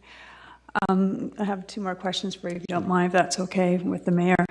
I was reminded the other night when I was at the DSAP board. I sit on the DSAP board, which is the District of Social Services GOMA board. And I was reminded that the majority of underprivileged families live in the downtown area who really don't have enough money for rent. So again, I just want to directly ask you, if you have a child, a person that comes to you and says, I'm sorry, I don't have $50, I don't have any money, but I really want to be involved. Do you have a program to help this type of individual? There is no program in place at the time because we do not have a permanent facility to which we can structure opportunities like that for the community. Back to leasing us this facility gives us the opportunity to do something like that, whether it be something specific like you said, or reaching out to, let's say, the Boys and Girls Club, other different groups within the city that have the same kind of personality as us and our members. Okay, thank you. And at this time, I believe the tennis court is free. It's a park and it's open to all neighborhoods. Why, out of curiosity, why you were at the Alexander Henry High School, why are you moving away from that location? That location is currently, at the very moment, being transformed into a French immersion school. So we were notified 2 years prior by the Algoma District School Board that not only our use of the facility, but all others, including the volleyball clubs, the Sioux modelers who we're very close with, who are using it on a regular basis, lacrosse, all those other sports, they're also forced to find a new home. Unfortunately, that was a wonderful thing that the Algoma District School Board was involved with in helping the local clubs, and they did it at a very subsidized rate. And something like that, an indoor facility, we were in our heyday. It was the best opportunity we had, and unfortunately, there's no private groups out there willing to offer anything like that to a very. We don't make a lot of money, so we can't afford a 6,000 square foot facility. Okay. Sorry, did you say that Algoma School Board, did they consider another school, another location on their property? I had worked with the Algoma District School Board following that to the best of our ability. The nature of our club, again, it takes a lot of work for us to set up and tear down a remote control car track, something that's worthy of enjoying and the way we expect these vehicles to run. If you do a tad bit of research, you'll see the amount of work that goes into one of these.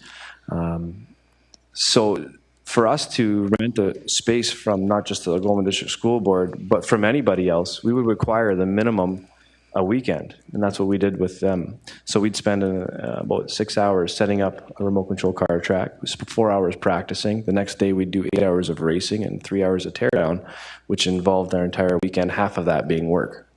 Okay. And I guess one last question for yourself, and then I have a couple questions for Virginia. What's the square footage right now that you're looking for? The square footage that is available, I believe it's about 10,000 square feet within that facility. We're looking for, like, our track itself, we operate roughly around 6,000 for an ideal growing track to allow them the proper amount of racers, the wide enough lanes to make it safe for marshalling. That means putting people within the track in safe areas so that they can access the cars to move them over. The rest of the areas will be allotted for pit spacing, where we'll have areas where there's a lot of work done on these vehicles in between racing.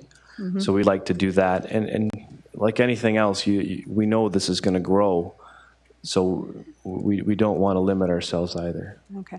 So, do you require lights at nighttime for night? We are not going to be racing at nighttime, and I'm okay with Mr. Nero's suggestion with the 8:30. Okay. And so it sounds like you need a hard surface? Yes. Asphalt or any hard surface? Asphalt preferably, just because of the way we've adopted and the way that the racing facilities have changed. It provides us an opportunity to stay maintenance-free and low cost in operating, and that's pretty important for us. We do intend on repairing the surface and refinishing it to suit ourselves. So there is a startup cost, as Vivian mentioned, which is where the club finances go into. Is I can mostly assure you that the majority, if not all, of the finances generated in the first year and two are going to be going into upgrading the park facility in the hopes that we are going to be able to stay there. Okay, thank you. If council does pass this, I hope that you would consider helping the underprivileged kids that would like to participate somehow. I have two other questions for Virginia. Sorry, Virginia. Yeah. Virginia, you mentioned that you were looking at some other options, but the other options did not basically pan out to their needs. Is that correct? Through you, Mr. Mayor, to Councillor Hollingsworth, yes, that is correct. We did look at what we had in our inventory, what the utilization, and a couple of the spaces that were underutilized didn't meet the requirements. So again, one, the footprint was too small, and the other, with the move of the seniors to the Northern Community Centre, our intention is to do a lot more programming and pickleball leagues and that with the seniors at that location. Okay. Did you also consider downtown, knowing that majority of the unprivileged families live downtown. Did you look at a location downtown? Through you, Mr. Mayor, to Councillor Hollingsworth, we looked at the inventory that we do have, and there isn't a lot of spaces that are city-owned facilities or spaces that are fenced in and that would meet the requirements. So that was the closest to the downtown area that could meet those needs. Okay.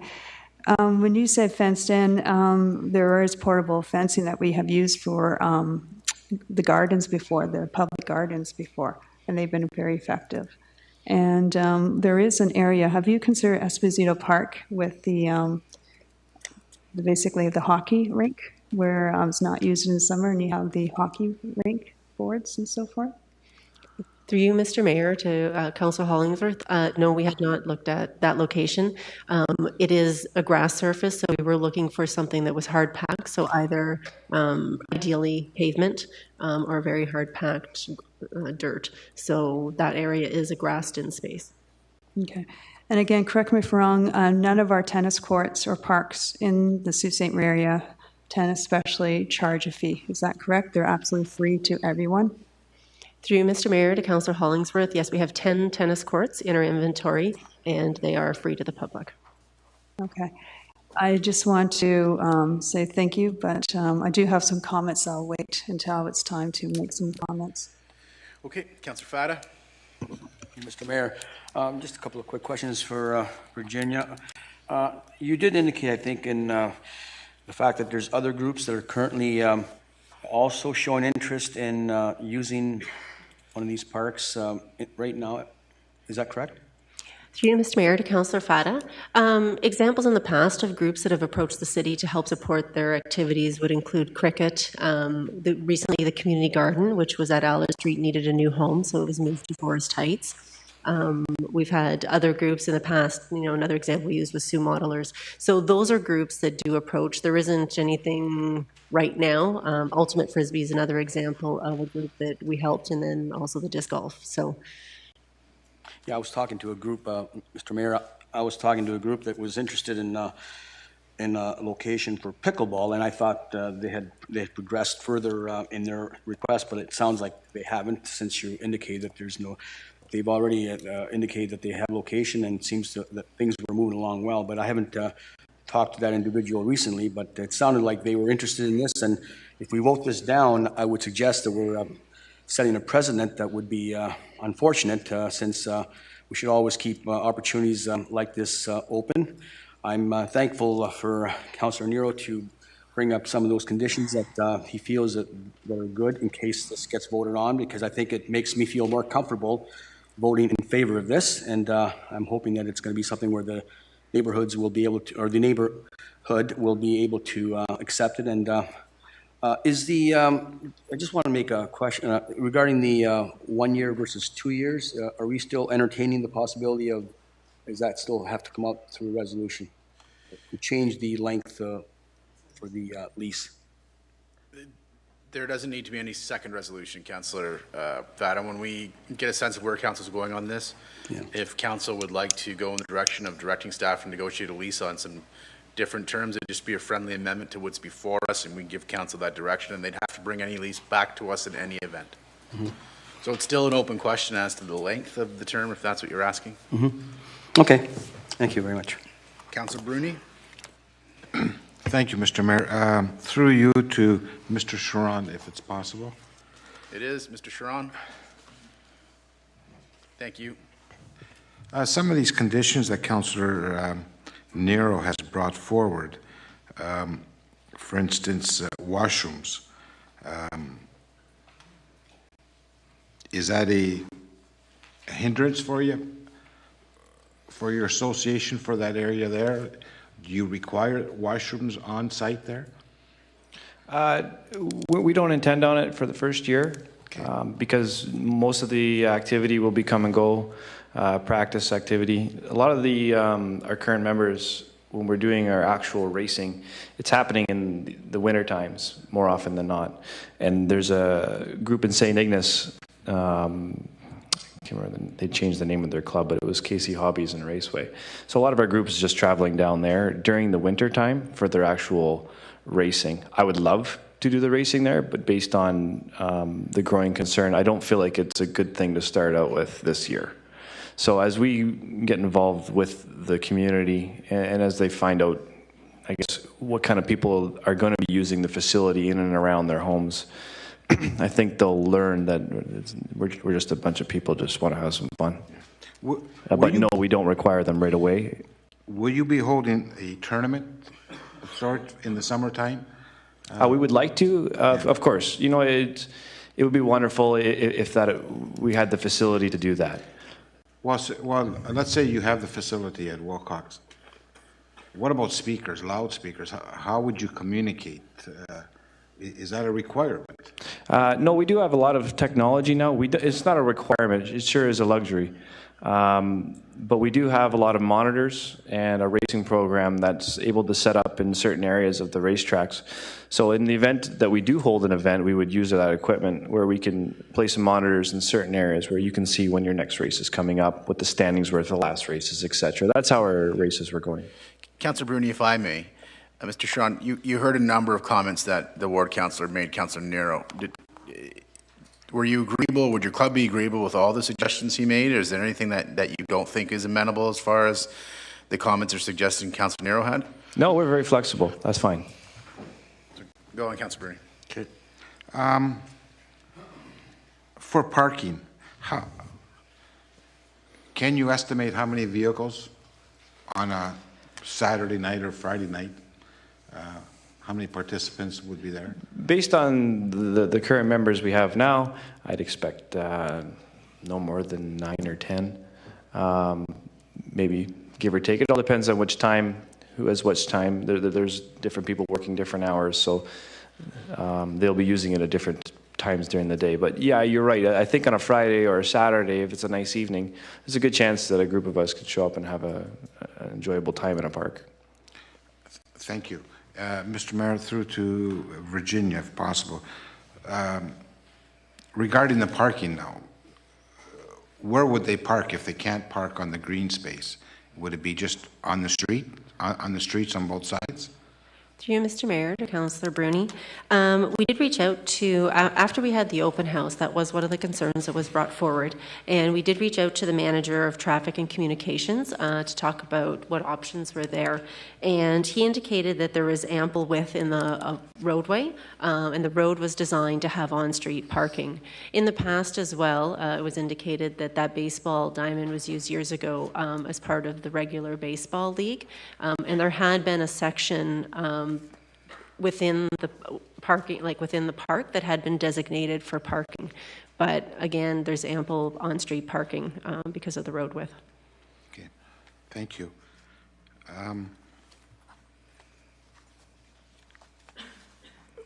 Virginia, back to the surface. So they would need something approximately 60 by 100 for 6,000 square feet. Am I, Mr. Girardi, would you, is that 6,000? Well, you'd need, I'm not sure what size that they're going to require. Well, they mentioned 6,000 square feet. Am I correct? Through you, Mr. Mayor, to Councillor Bruni. I believe that was the size of the gym that was located at Alexander, the old Alexander Henry. So that was about the size of the space that we were looking for in order for them to set up their tracks, and the tennis courts provide enough space to do so, as well as enough space to be inside watching as well. You also mentioned they want hard surface, asphalt or concrete. Would like a compact gravel, would that be sufficient, or it's not? To Mr. Saran. Based on the fact of, you probably could do that, but to keep it safe, we do have some members that aren't as mobile as others. So this gives us a good opportunity to branch out to them as well, where they're comfortable moving around. We were involved in a few different areas. The Alexander Henry worked really well with them. We've learned that the hard surface is better for us and our members. We have some members even in their 70s and 80s involved in other clubs, and as well as in wheelchairs. So having a hard surface is just we already know what we need. So without asking for not enough and then hoping for more later, we'd like what we would like to do to operate our club properly, just as most clubs, I think, that are involved with the city would like. Okay, and one final question to Mr. Ron. How much money will you be investing in this if you have to, you're going to recondition the courts or the surface? How much money are you investing in this? Based on our membership, it's going to be entirely on that. So we do have a lot of us are tradespeople, and we have tradespeople, we have people in law and whatever you guys do. So we do have an opportunity and access to equipment and some of the things we need to resurface a facility. I don't know exactly what the cost is going to be, but we will find it and we will do it. Okay, thank you. That's all, Mr. Mayor. Okay, so then we have Councillor Myers and then Hupinen and then Krampadich. Thank you, Mr. Mayor. Mr. Sharon, you can come back to the mic. Thank you very much. What is the season of operation that you'll be using? Well, as long as it's nice out. Anything, as long as it's dry and clean. The cars that we operate are 1/10 scale electric, typically brushless, which are quieter than brushed vehicles. So they can operate in anything from -10 to whichever temperature you'd like. It's just a matter of how long you're willing to stand out there. Okay, and obviously this is not a roofed facility, so there'll be snow accumulation. So you would be doing the snow removal on the surface? No, that'll be done for the year.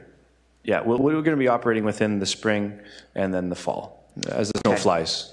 Yeah, well, as we know, sitting here on a day like today in almost 90-degree Fahrenheit temperatures, our weather is quite erratic. So hypothetically, your earliest is probably mid-April.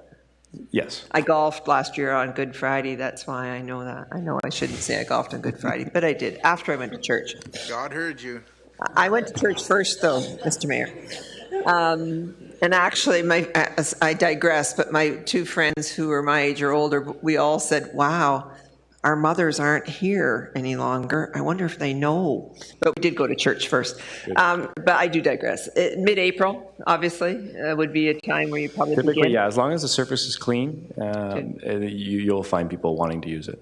Okay, and then obviously through to approximately Thanksgiving. A lot of our members throughout the summertime do vacation. They have things with their families and are involved in other sports and activities throughout the summertime. So I don't expect the midsummer to be super busy.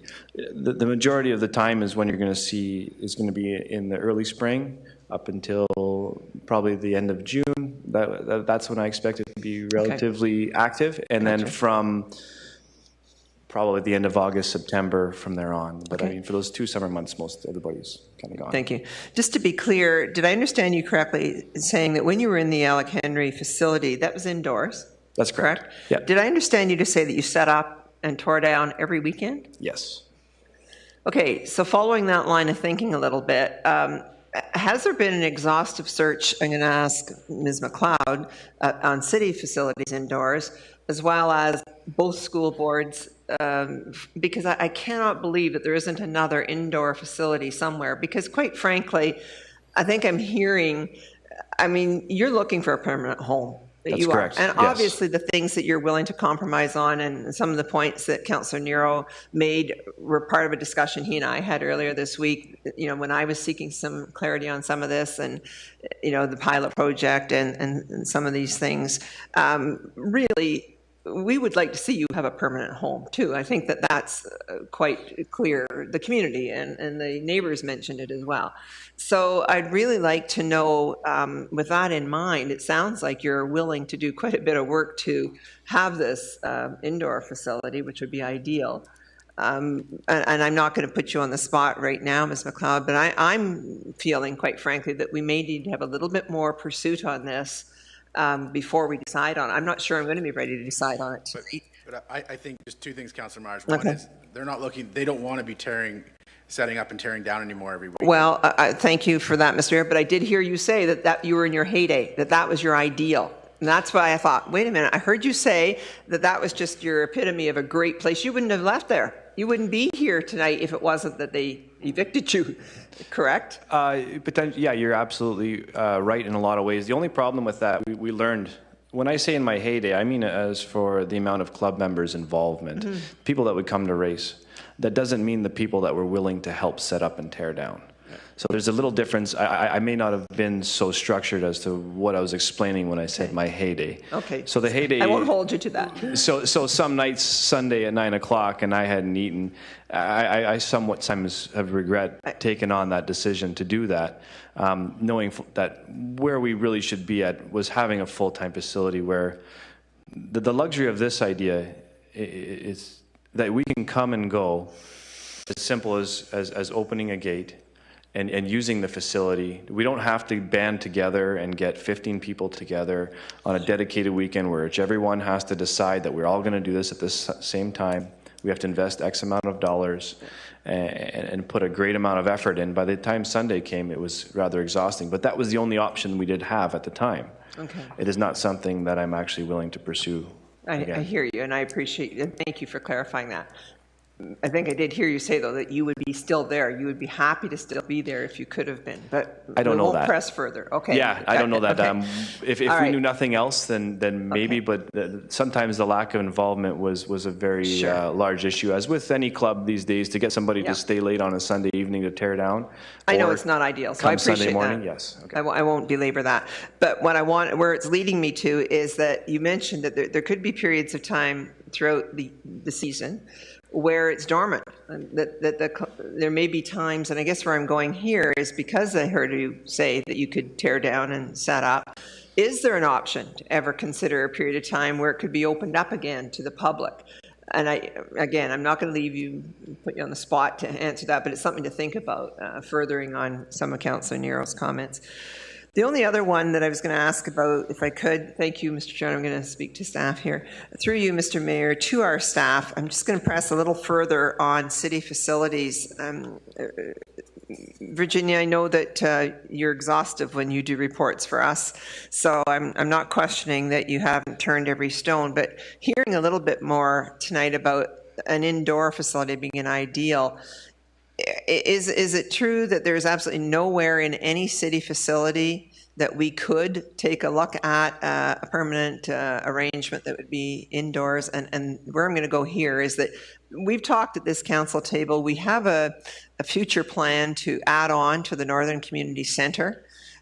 So we're talking about other ice surfaces, but is this something that could be considered into our future planning with our expanding facilities so that, in fact, this may be a temporary arrangement? It may be a pilot for a year, which is my preference, but it may be that in 5 years it's no longer there. It isn't able to be in a permanent, dedicated space that they don't have to tear down and set up.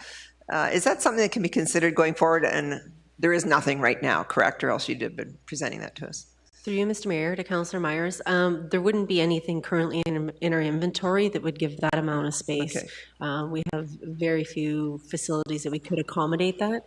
And then if they were looking at, setting up, and they'd have to do the same thing, set up and tear down. We don't have dedicated space at this point, and we'd have to take a look at if that would even be feasible in the future. Yeah. Well, I guess that's where I'm going to go, is that I think we need to keep this on our radar as council, is that as we look forward to expanding our recreational facilities, and that's the other reason why this is attractive to me as a pilot, because it'll give us an indication at this table as to how popular the sport is. I know nothing about it until I read these reports. So thank you, Mr. Mayor. I'll have comments later. Okay, Councillor Ruppinen. Thank you, Mr. Mayor. Through you, Mr. Mayor, just most of my questions have been answered, except one. Mr. Sharon, how many members do you have in the club? Because we're not completely, we don't have a home, to offer a club fee would be unfair. So what we've done in the past is we do per race day. Currently, though, we did set up this year in preparation with working with the city, and we have 30 members currently active. That means who showed up for the last club meeting. When I say that, that means that's the people who showed up interested in the politics of the meeting. That doesn't mean how many people are that are willing to participate. Okay. Thank you. That's all I need for now, Mr. Michaud. The other point I want to make now is that we really haven't put a lot of emphasis on the petition where we had 160 people. To me, that speaks volume. The neighborhood obviously doesn't want this. And it sounds like a lot of effort has gone on into this. I don't live in the neighborhood, and I'm not in the club, so I'm looking at this in a totally unbiased way. So I think the other questions have been answered, Mayor, and I'm fine now. Thank you. Thank you, Councillor Hupinen. Councillor Compadich. Thank you, Mayor Provenzano. Just a couple of quick questions to Mr. Sharon. Marty? I just want you to know that I built several RC cars myself and really enjoyed it. It was a great experience putting the batteries together and building the cars. And we were in St. Ignace and Gaylord and Sudbury, and we did a number of racing there, and it was absolutely fantastic. I guess my first question is regarding your governance and your rules with your bylaws. How many, do you have a quarterly meeting with your membership and your officers, or is it just a monthly, or are you meeting? Well, typically, we bring up a meeting when there's an issue. Other than that, it was annual when we were running the setup teardown facility. And then prior to that, it was semi-annual, originally with way back when we were at Thompson's Farms. That would have been about 10 years ago, as we were learning what it is to be an organization. Since then, we do have an adoption of constitutions and bylaws, so which we are supposed to run by, and which we do run by, and that helps us create a sort of a code of conduct, what type of, what we expect from our members. And we expect them to act a certain way, we expect them to learn a certain way and function a certain way and grow together in a certain way. Oh, that's great. Okay. The other one I got is the electricity and charging the cars. Are you going to be drawing any municipal power at all? There's a lot of ideas I'd like to throw around, but I mean, that's going to be dependent on what's going to, how, let's say, how the neighborhood would feel about anything like that. I understand they don't want anything, and I can totally understand if something was happening in my neighborhood, I want to know about it. And like a lot of people, it is fearful of change. I don't think that we're something to be feared. But in regards to the electricity, we do not require it. It would be a certain luxury for us because cars are electric. But as most of us are pretty handy with electricity, you can charge the cars off the battery of your standing vehicles. You also can do the inversion. There's a lot of different opportunities. A lot of guys do carry, and kids and whatnot, they have extra battery packs if they can afford them. If not, they'll charge the ones that they have, or some of the guys in the club will have extra battery packs to lend other people. That's kind of what we've done in the past.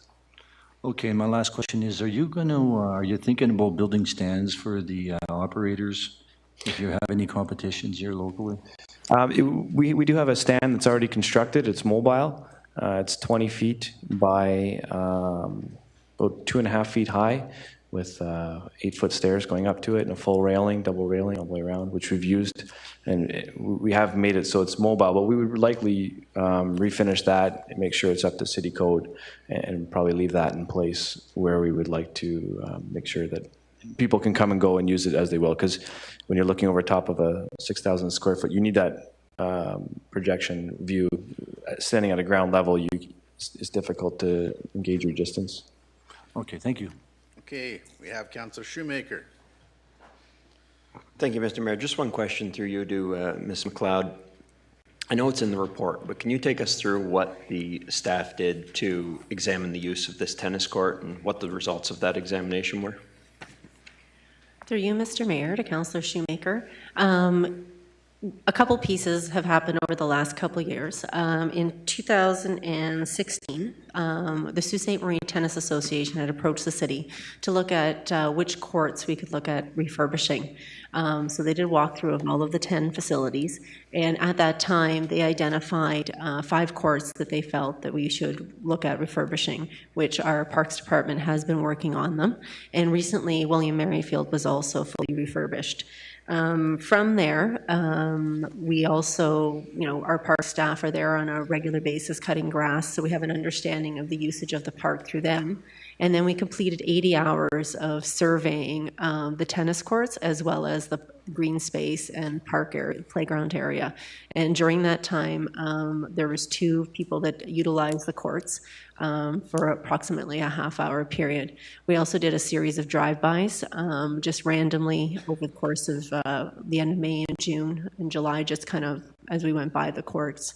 And during that time, nobody was on the tennis courts as well. So that was kind of the process to get a better handle on and more concrete data on the usage. So of the 80 hours that it was observed directly by staff, only half an hour of it was occupied? By 2 individuals, correct. Okay, thank you, Mr. Mayor. Is that it, Councillor Shoemaker? Yeah. Thank you. Councillor Butland. One question, I think, Mr. Mayor. My comments will come at the appropriate time, but be part of the preamble. I certainly would favor probably a 1-year pilot project because oftentimes a petition will portray everything as being totally negative, a whole host of things, and they're usually not as bad as they say they are.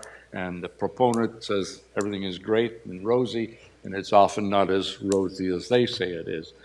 Oftentimes it's somewhere in the middle. I'm not saying this way or the other. The 1-year pilot, as it turns out, will be a 6-month pilot unto itself. If we can prove or disprove, and like Councillor Myers, I really don't have any knowledge of the noise and everything that goes with this. So personally, I'd like to see it in action, and then we can decide. I guess my question, sorry for the preamble, Mr. Mayor, to Mr. Sean is the setup and dismantling, is that a practical exercise for a 1-year project?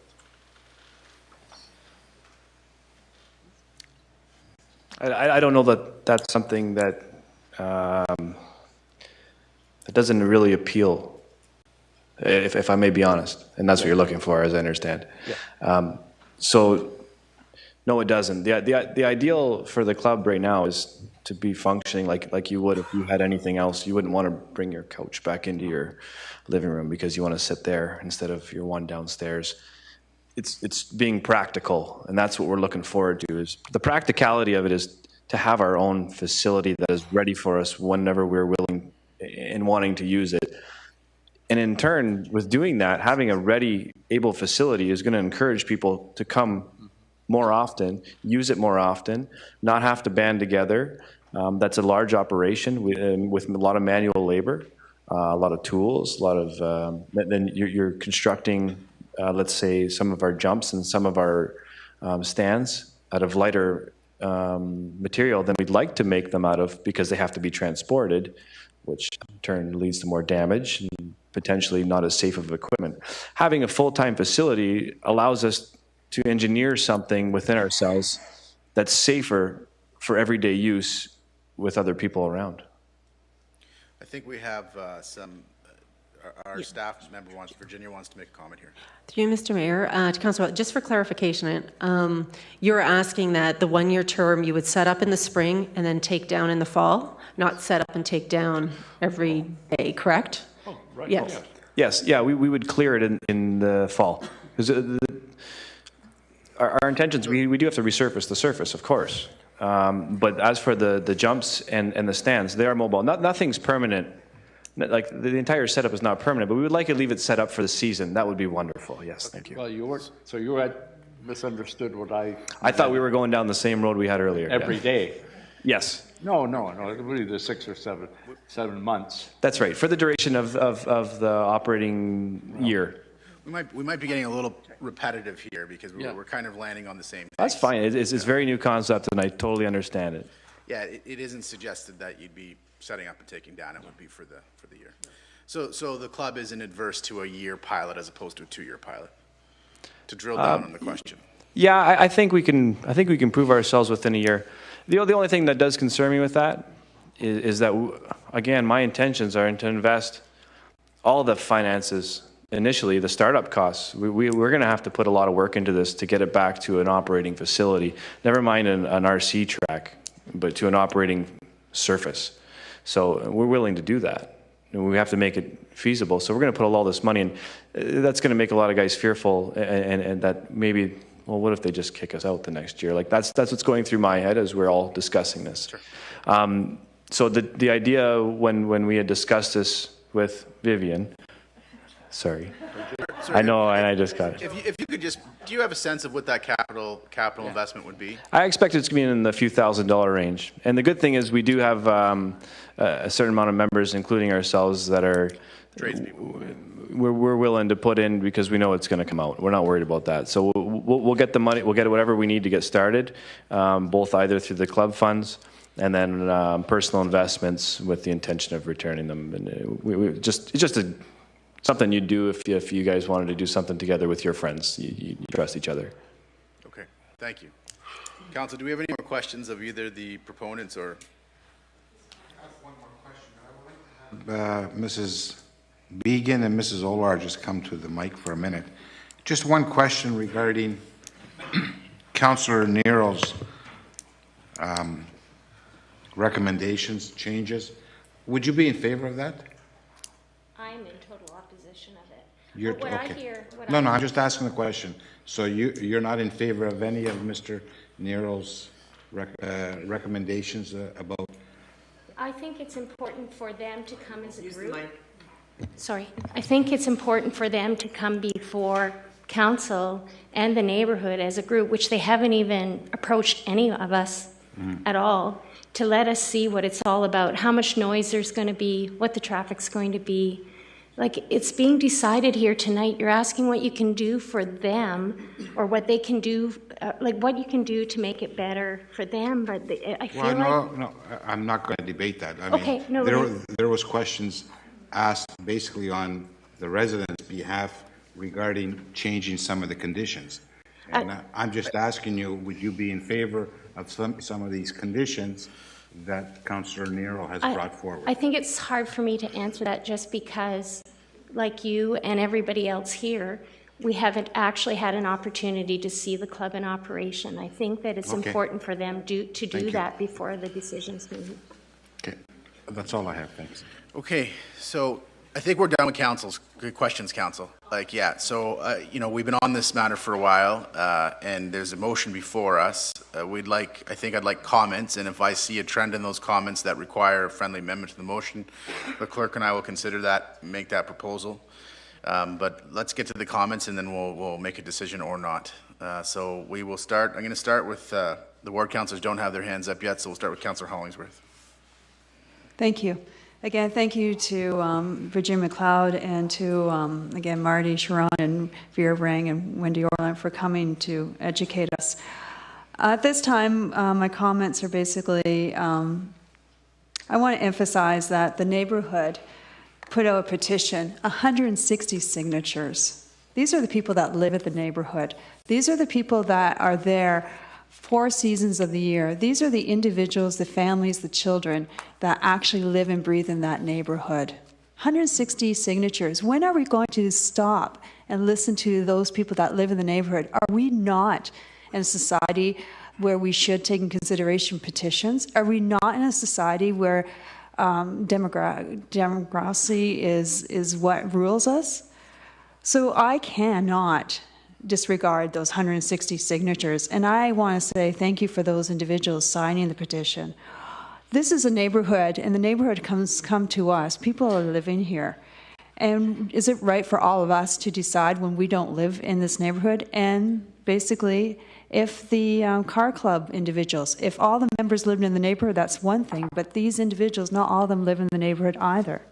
Second thing, I'm not comfortable at this time to converting a free tennis court where it's not just used for tennis, but it's used for safe for young toddlers to go and play ball while their parents watch them.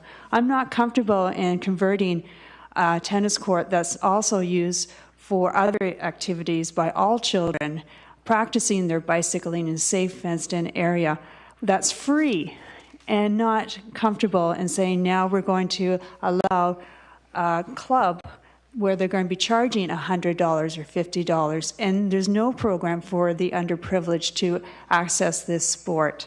I'm not comfortable in passing this on to basically a club that charges a fee when right now this facility, or not facility, but this tennis area or whatnot you want to call it, is free. We need more free activities in this city. We had this great presentation by Tom Bear a couple of weeks ago about our community adjustment plan, and we were looking at quality of life. We were looking at more free activities for families and individuals and kids. So at this time, I also want to encourage staff in the future to continue to give us options, not one or two, but hopefully 3 or 4 options in future reports so that we can debate further areas. There are other gray areas in the city that I think should be considered. In closing, I just want to also say that in the future, when an analysis is done, I understand that time is sometimes sensitive and we don't have enough time to do a proper 3 seasons, 4 season analysis. But was there staff going around in the springtime, in the fall time, or was it just in that period of time in July? 80 hours. Should we make our judgment call on 80 hours? When were they there in the evenings, on the weekends, on the long weekends, and again, spring and fall? So the last and closing piece I want to mention, and you might laugh and smile at this, but we're all creative thinkers around this table, especially our staff. I hate to say it, I'm sorry to say, and it's sad that the Sears stores is closing, but maybe there's a chance to do a pilot project in the Sears store, or Esposito Park. Hard surface or not, asphalt, cement, with the right creative thinking, you could put down a hard surface at an economic price. So with some creative thinking, I think we can relook at some other solutions. Right now, it's still late September. We're going to be going into the winter soon. We have still time to get together and think about some other solutions that's going to benefit everyone. Again, let's think about our families. Let's think about our kids. We can want to continue to have free activities that promote strength, exercise. Thank you. Councillor Shoemaker. Thank you, Mr. Mayor. I'll respectfully disagree with my friend, Councillor Hollingsworth. I think that these tennis courts have been monitored. They've been monitored directly for 80 hours, we heard. And during that 80-hour period, half hour of use was recorded, as well as we heard from our staff, random monitoring throughout the period of May, June, and July of this year. And it was determined that still there was not much usage at these tennis courts. With respect to the petition, I do appreciate the petition has come in. However, I do find some of the comments in the petition misleading, perhaps, to the people who were signing the petition. For example, don't take away a public park which services a large number of Sioux residents in order to accommodate a handful of RC car enthusiasts. This is not taking away a public park. This is closing off the tennis courts in a public park with the rest of the park to remain open. And as you scroll through this petition, there's 13 pages, a lot of the comments seem to reflect that there's a sense that the whole park's closing. That's not the case. It's the tennis courts within the park. And we heard from our staff tonight that it is 700 or 800 meters, I believe meters away from recently refurbished tennis courts. So the tennis club was asked for their input. They directed which courts they thought should be improved. Those are the ones which have been improved. This one was not one of those. There is a possibility for repurposing it. I think it opens up one of our parks to more use, and which is what we want in our parks. We want more use, not less use. Currently, the tennis courts aren't being used, and I'm hopeful that this will create a whole avenue for folks who will be able to use this park in a more, in a way that satisfies more people than currently are using it. Thank you, Councillor Bruni. Thank you, Mr. Mayor. Just be very brief. I guess I'm very disappointed in the sense that both parties didn't get together. And for instance, if the remote control car club had a free evening at the Wilcox tennis court, so the residents in the area would have maybe a better understanding of what the noise level is, the parking facility, etc. I think if both parties did get together and had a free evening, maybe we wouldn't be here discussing this topic for a lengthy period. So maybe we can still have that, and maybe some councillors in the ward will be able to participate, and maybe we'll get a better handle on this. Thanks. Councillor Myers. Thank you, Mr. Mayor. Yeah, I think that the reason from the beginning for me on this one, why I want to see the pilot project, is we can sit here all evening and conjecture what's going to be. The neighbors can conjecture, the car club can conjecture, we can conjecture, and no one knows. So we need to allow this to happen so that we can get a handle on it. Quite frankly, I sat on PRAC many, many years ago before I was on City Council. It's the Parks and Recreation Advisory Committee made up of citizens who are appointed from within the community. And we get the PRAC agenda.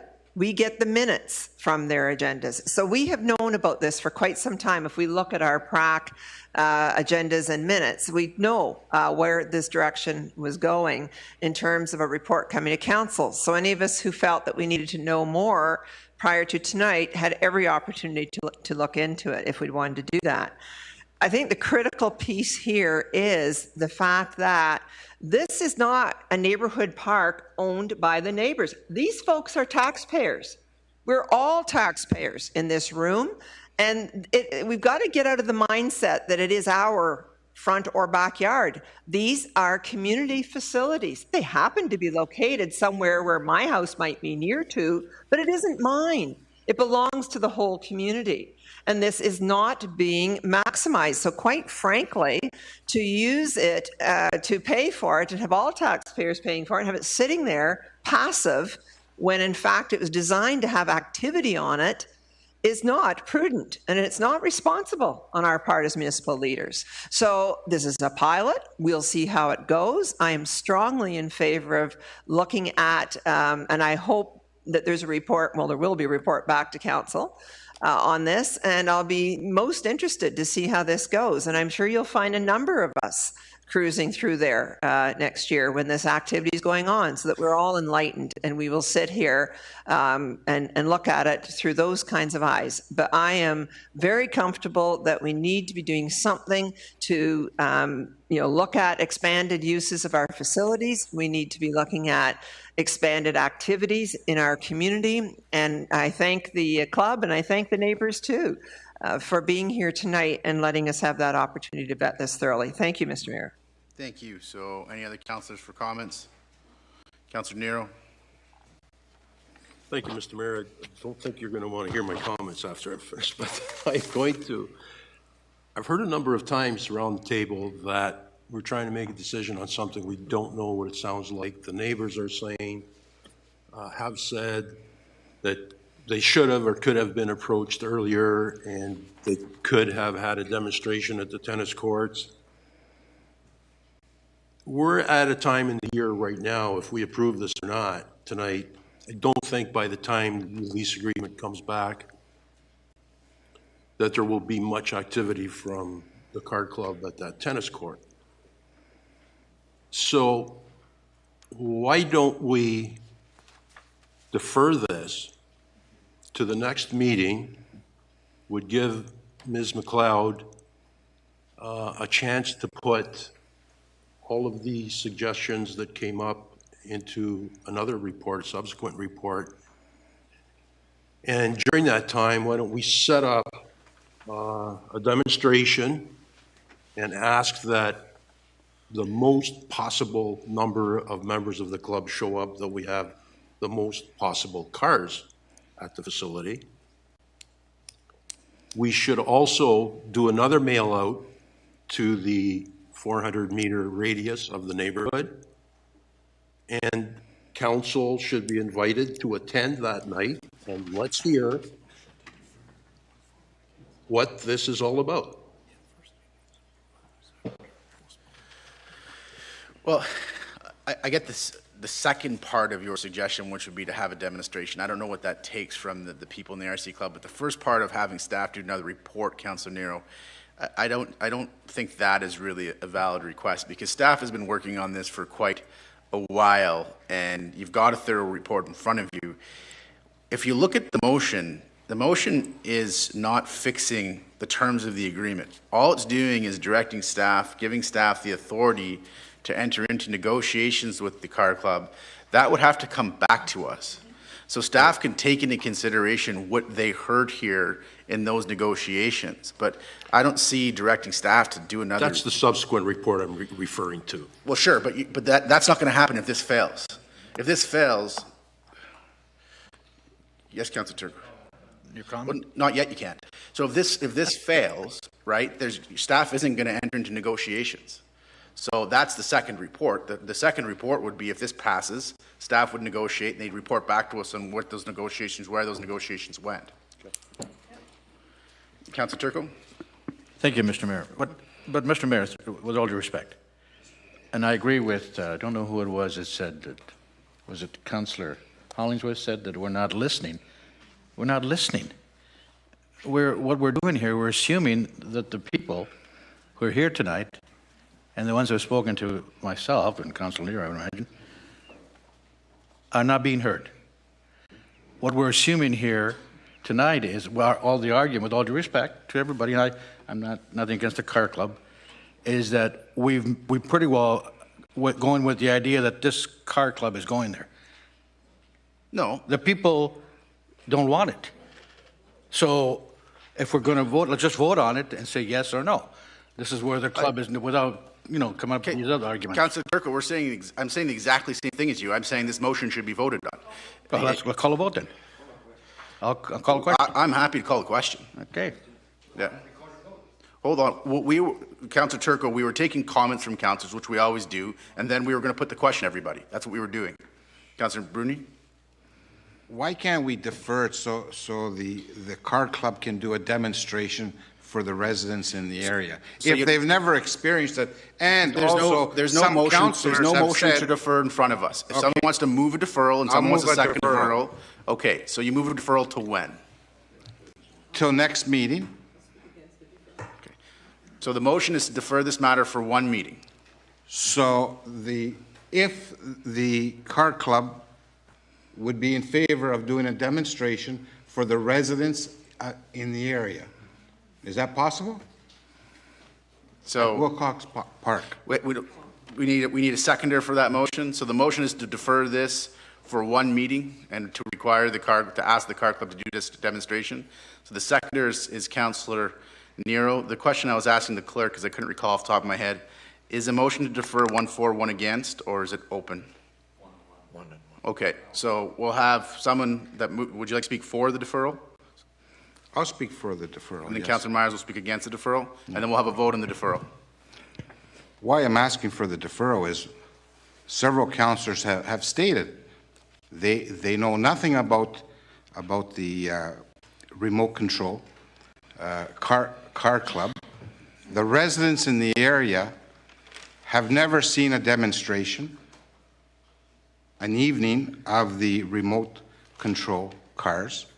So why not get both parties together, have a demonstration one night? Maybe the residents in the area that have over 160 signatures would be able to go that evening, listen and watch, and find out what the noise level is, the parking facility issues, et cetera, et cetera, et cetera. And maybe that can be all eliminated by having a demonstration of one night. It doesn't pertain to the city. The car club and the residents would have to put this on and maybe send us an email to the councillors and whatever, and city staff. If they want to go and visit, they can go visit it. That's all I'm saying. Okay. That's my deferral. Councillor Myers. Instead of voting on something that we're not 100% sure, as I heard during the conversation. You've had your say. Councillor Myers. Thank you, Mr. Mayor. The reason I would vote against this is because, quite frankly, to go, and I don't know, we can't obviously go to Wilcox Park. They're not set up yet to do it there. So I don't know where they'd have to go to set up if they're still currently set up. And I think we need to ask that question, whether we're asking something that they're incapable of doing. But I'll leave that to you, Mr. Mayor. But I don't think 1 week is going to make any difference. For me, I don't care. If you want to defer it to, 2 weeks for the next meeting, that's fine. But for what gain? The issues are the issues of the entire operation ongoing, not for one night or for 1 hour.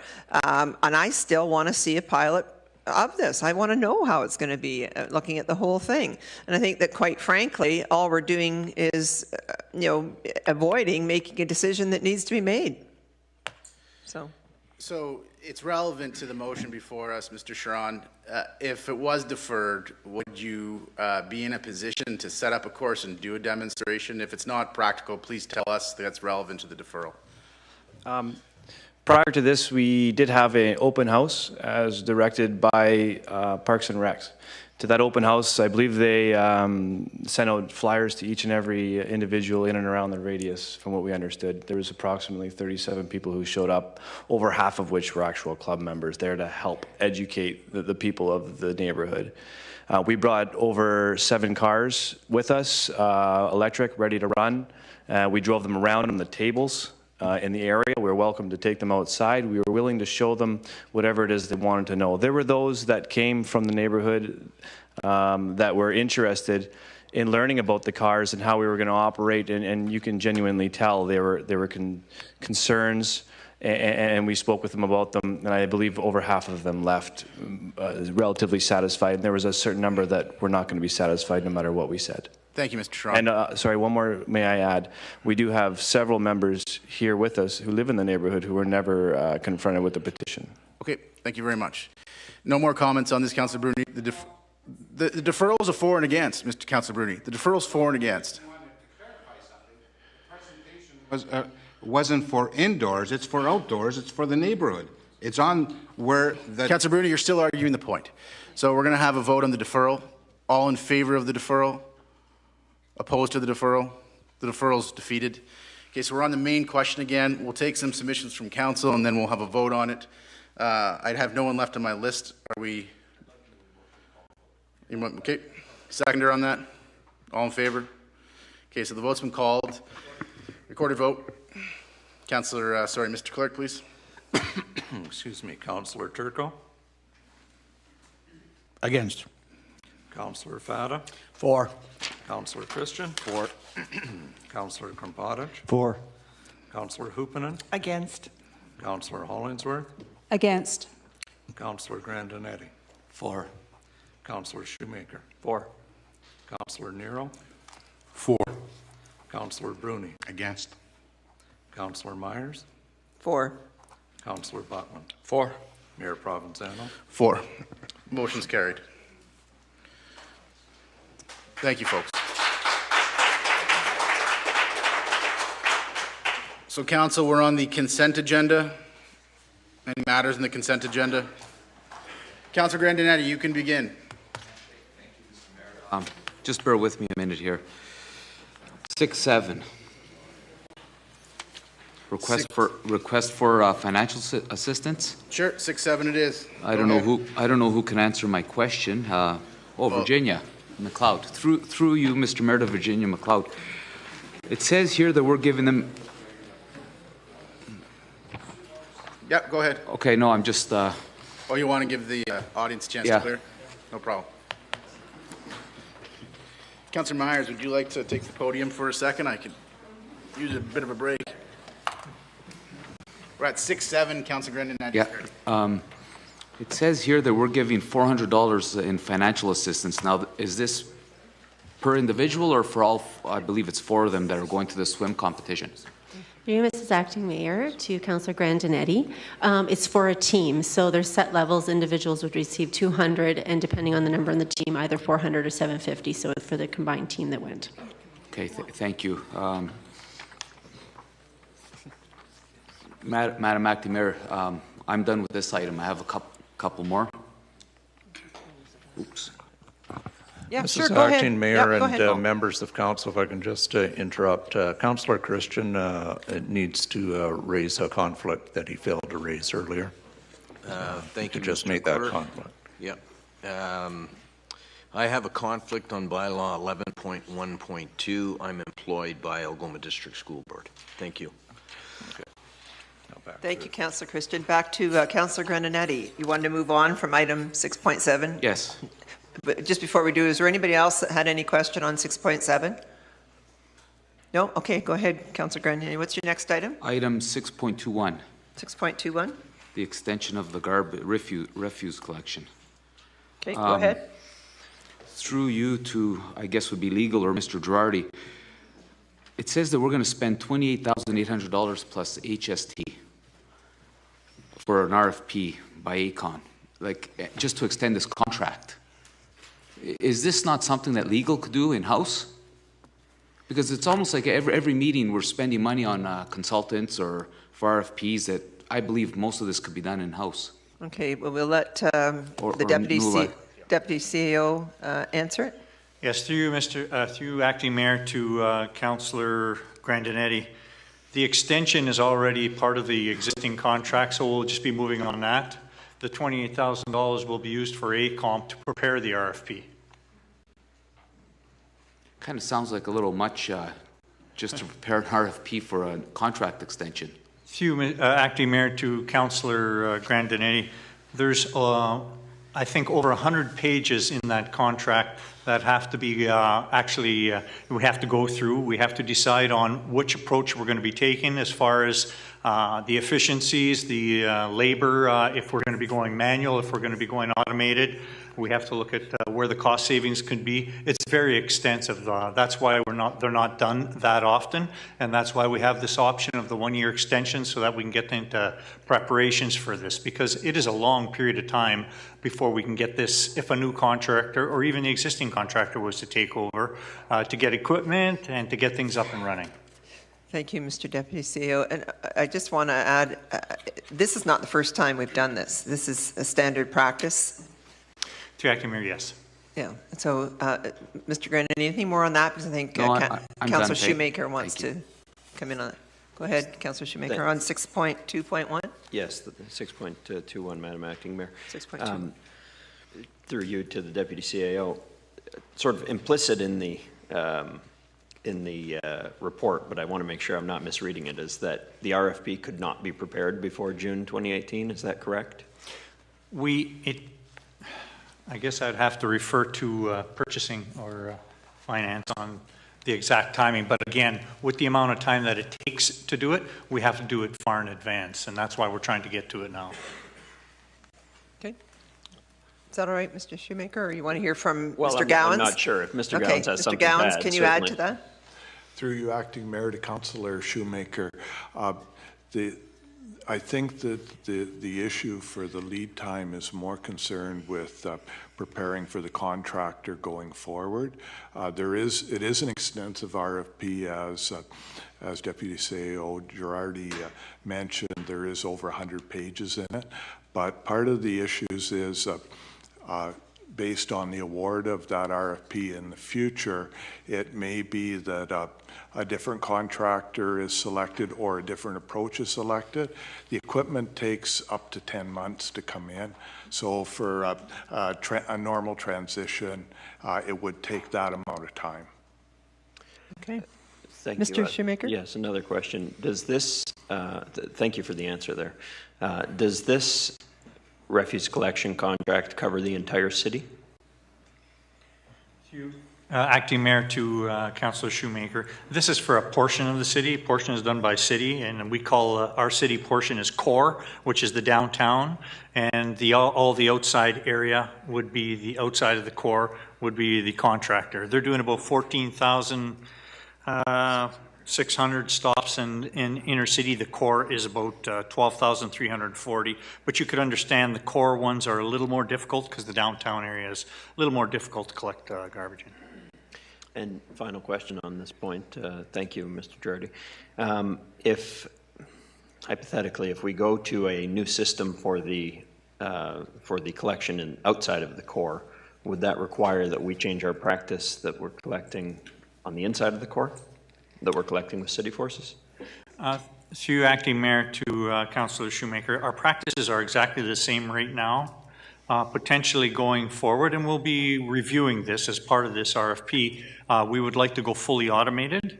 Number one, we have to look at what changes have happened since the last time we had put out a contract, and one of the significant changes is the amount of needles that we're dealing with today, and the health and safety issues that we're having, not just related to back and shoulder injuries, but related to injuries that are come from attracting needles.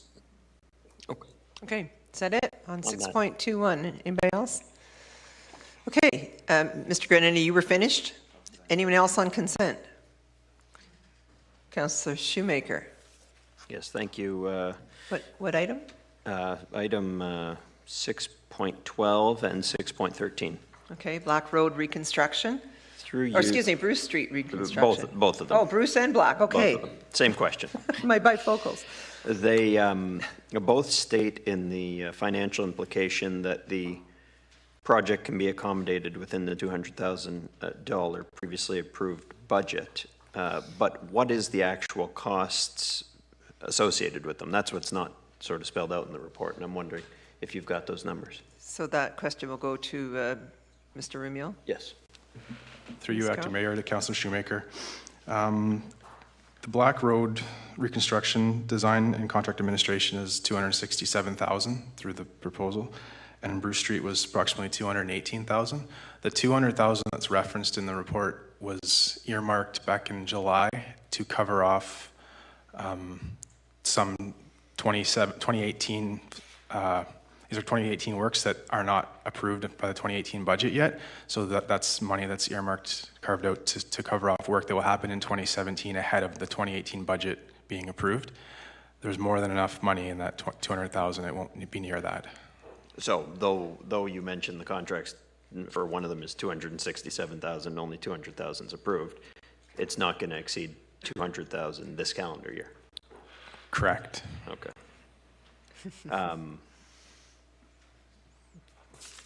Got a list. Just let me.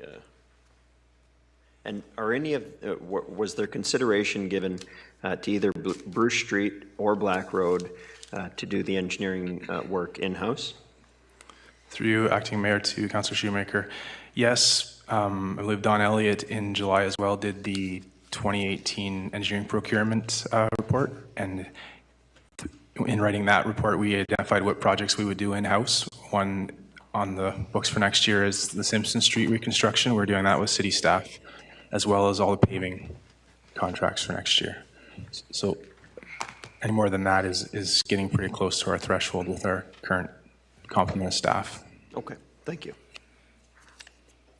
That was 6.13, was that correct? And 6.12. So are we done both those, Councillor Shoemaker? I am. Anybody else on those? Okay, anybody else for the consent agenda? Councillor Shoemaker? Yes, 6.4. Tender for City Marina Dock Replacement Project and Bondar Dock Replacement Project. We discussed at the, I don't know if it was the last meeting or a couple meetings ago, the fact that we are, or perhaps that we should do something with the Norgoma in the not so distant future.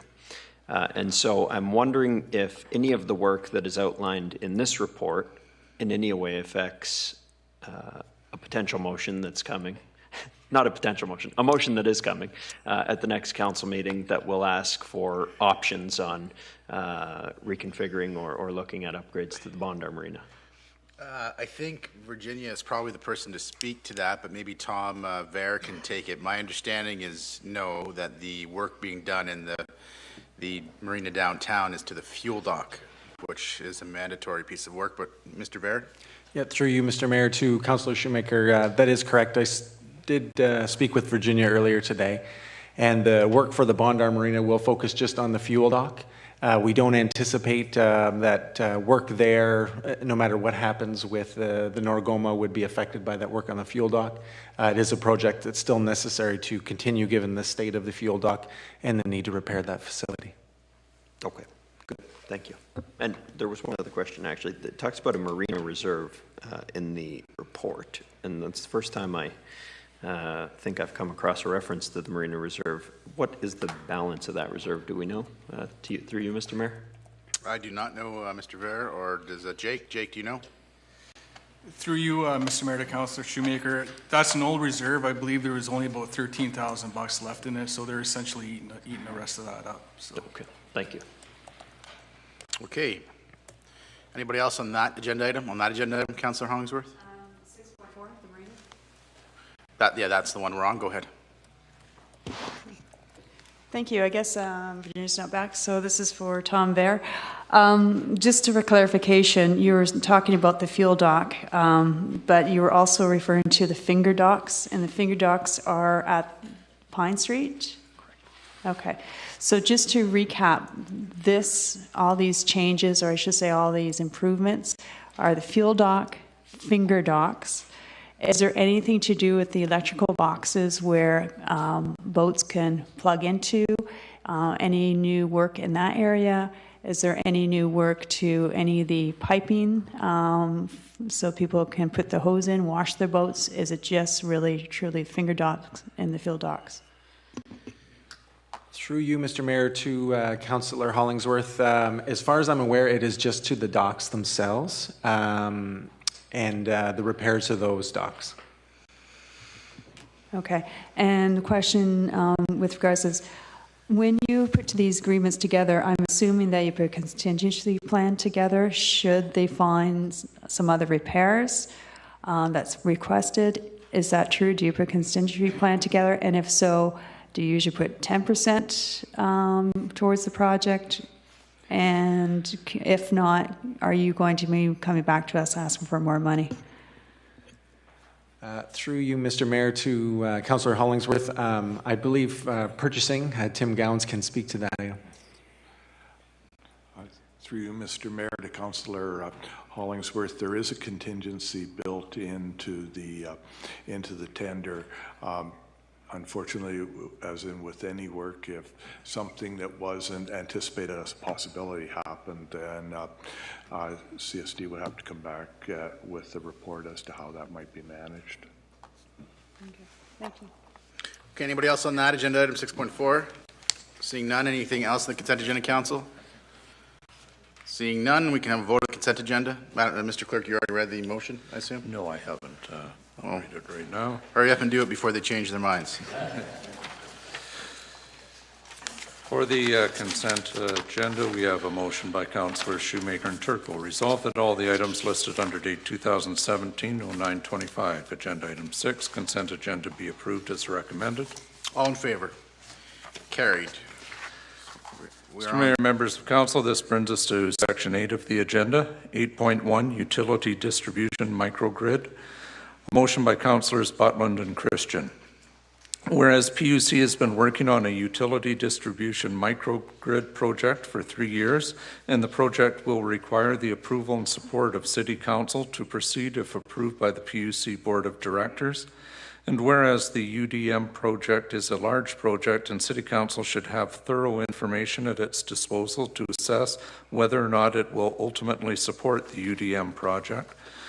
And whereas the PUC executive will present the technical aspects and costs of the UDM project to City Council, including the risks and benefits from the PUC perspective. And whereas the UDM project may have a broader social, economic, or developmental benefits, and City Council should have an assessment of those prior to making its decision. Now, therefore, City Council directs the CAO to ensure that City Council receives a report from the City with input from the SSM-EDC and the SSM-IC outlining whether or not there are any broader socioeconomic or development benefits or risks of the UDM project.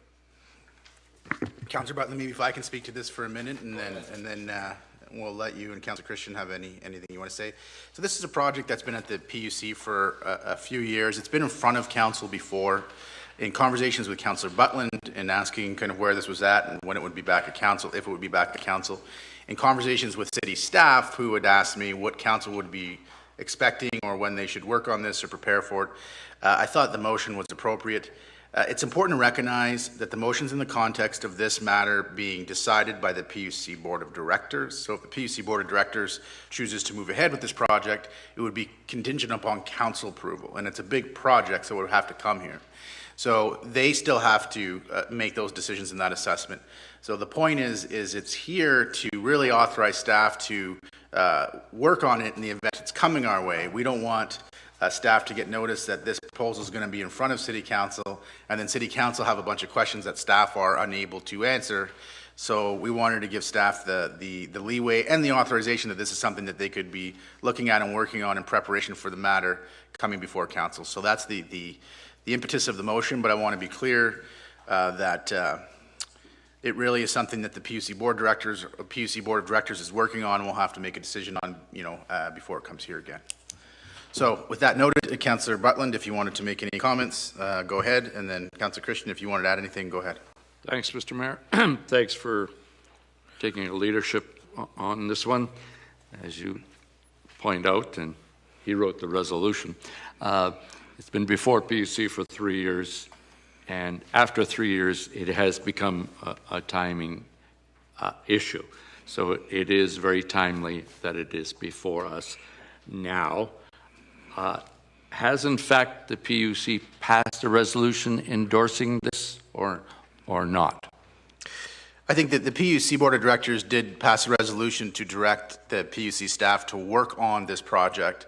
There were a number of conditions in that resolution that the PUC Board of Directors required be satisfied to move ahead with the project. So it was an authorizing resolution to have PUC staff continue to work on this, but there were a number of conditions that the project had to meet if the project was going to go forward. So that's the process that they're in now.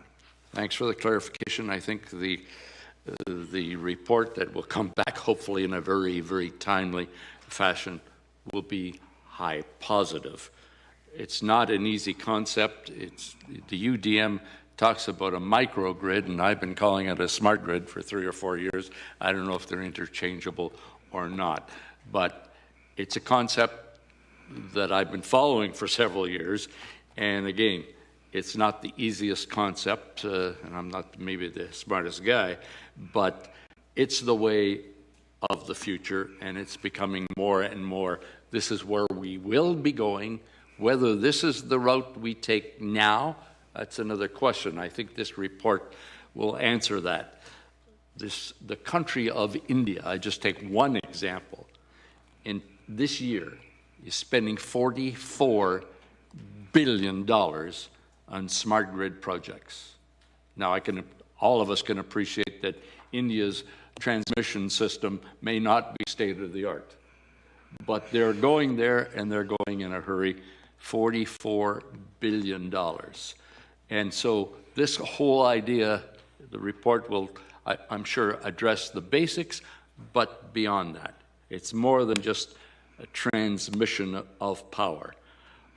Let's take advantage of our situation, which we have here. One of the reasons I believe that it is here is because of wind, because of solar, because of energy storage, because of solar panels and some other things that are perhaps on the front burner. So I'm convinced the report will come back in a positive nature and hopefully convince the rest of us. It also accelerates the work that the PUC will have to do as far as infrastructure goes. So certainly, Mr. Mayor, I wouldn't mind serving on the committee if that was okay with you and council when this group gets together. Sure. Thank you. Councillor Christian. Yeah, I'll keep my comments brief. I just want to thank you for clarifying the resolution. I think it's important as a board member. This resolution and the decision of council does not preclude the decision that the board has to make of the PUC on this issue. It has been a while. It's complicated. The financing, everything else has changed somewhat over time. It is before the PUC board. There are conditions that have been put forward, but the process continues to move forward. I think that's important. This being one of them, that the shareholder needs to eventually agree to it. But it is a decision that the board has to make. There are issues that the mayor has pointed out in this resolution that are broad in scope. The PUC board is concerned about the business case for this, and so that's independent of what this resolution is hoping to accomplish with City Council. It gets to the point where the Board of Directors, PUC, approves it, then it will be before Council, and this resolution will help us make that final decision. Thank you. Anybody else on the matter? Seeing none, all in favor? Resolution's carried. Under Agenda Item 8.2, Amazon Second Headquarters, motion by Councillor Shoemaker and Grandinetti.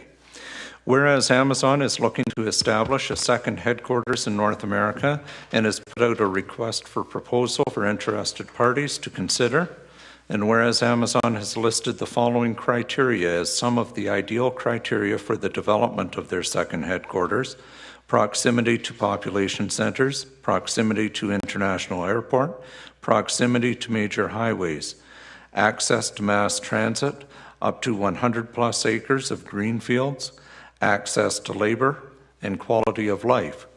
And whereas Sault Ste. Marie is within a 1-hour flight of international airports in both Toronto and Detroit, and whereas Sault Ste. Marie is also within a 1-hour flight of large population centers such as Toronto and Detroit, and whereas Sault Ste. Marie has easy access to both the Canadian and American markets through its proximity to both the Trans-Canada Highway and the U.S. interstate system, specifically I-75, which runs along the entire length of the continental United States, as well as access to the entire Northeast and Midwest markets through Great Lakes shipping, and access to both the Canadian and U.S. rail systems.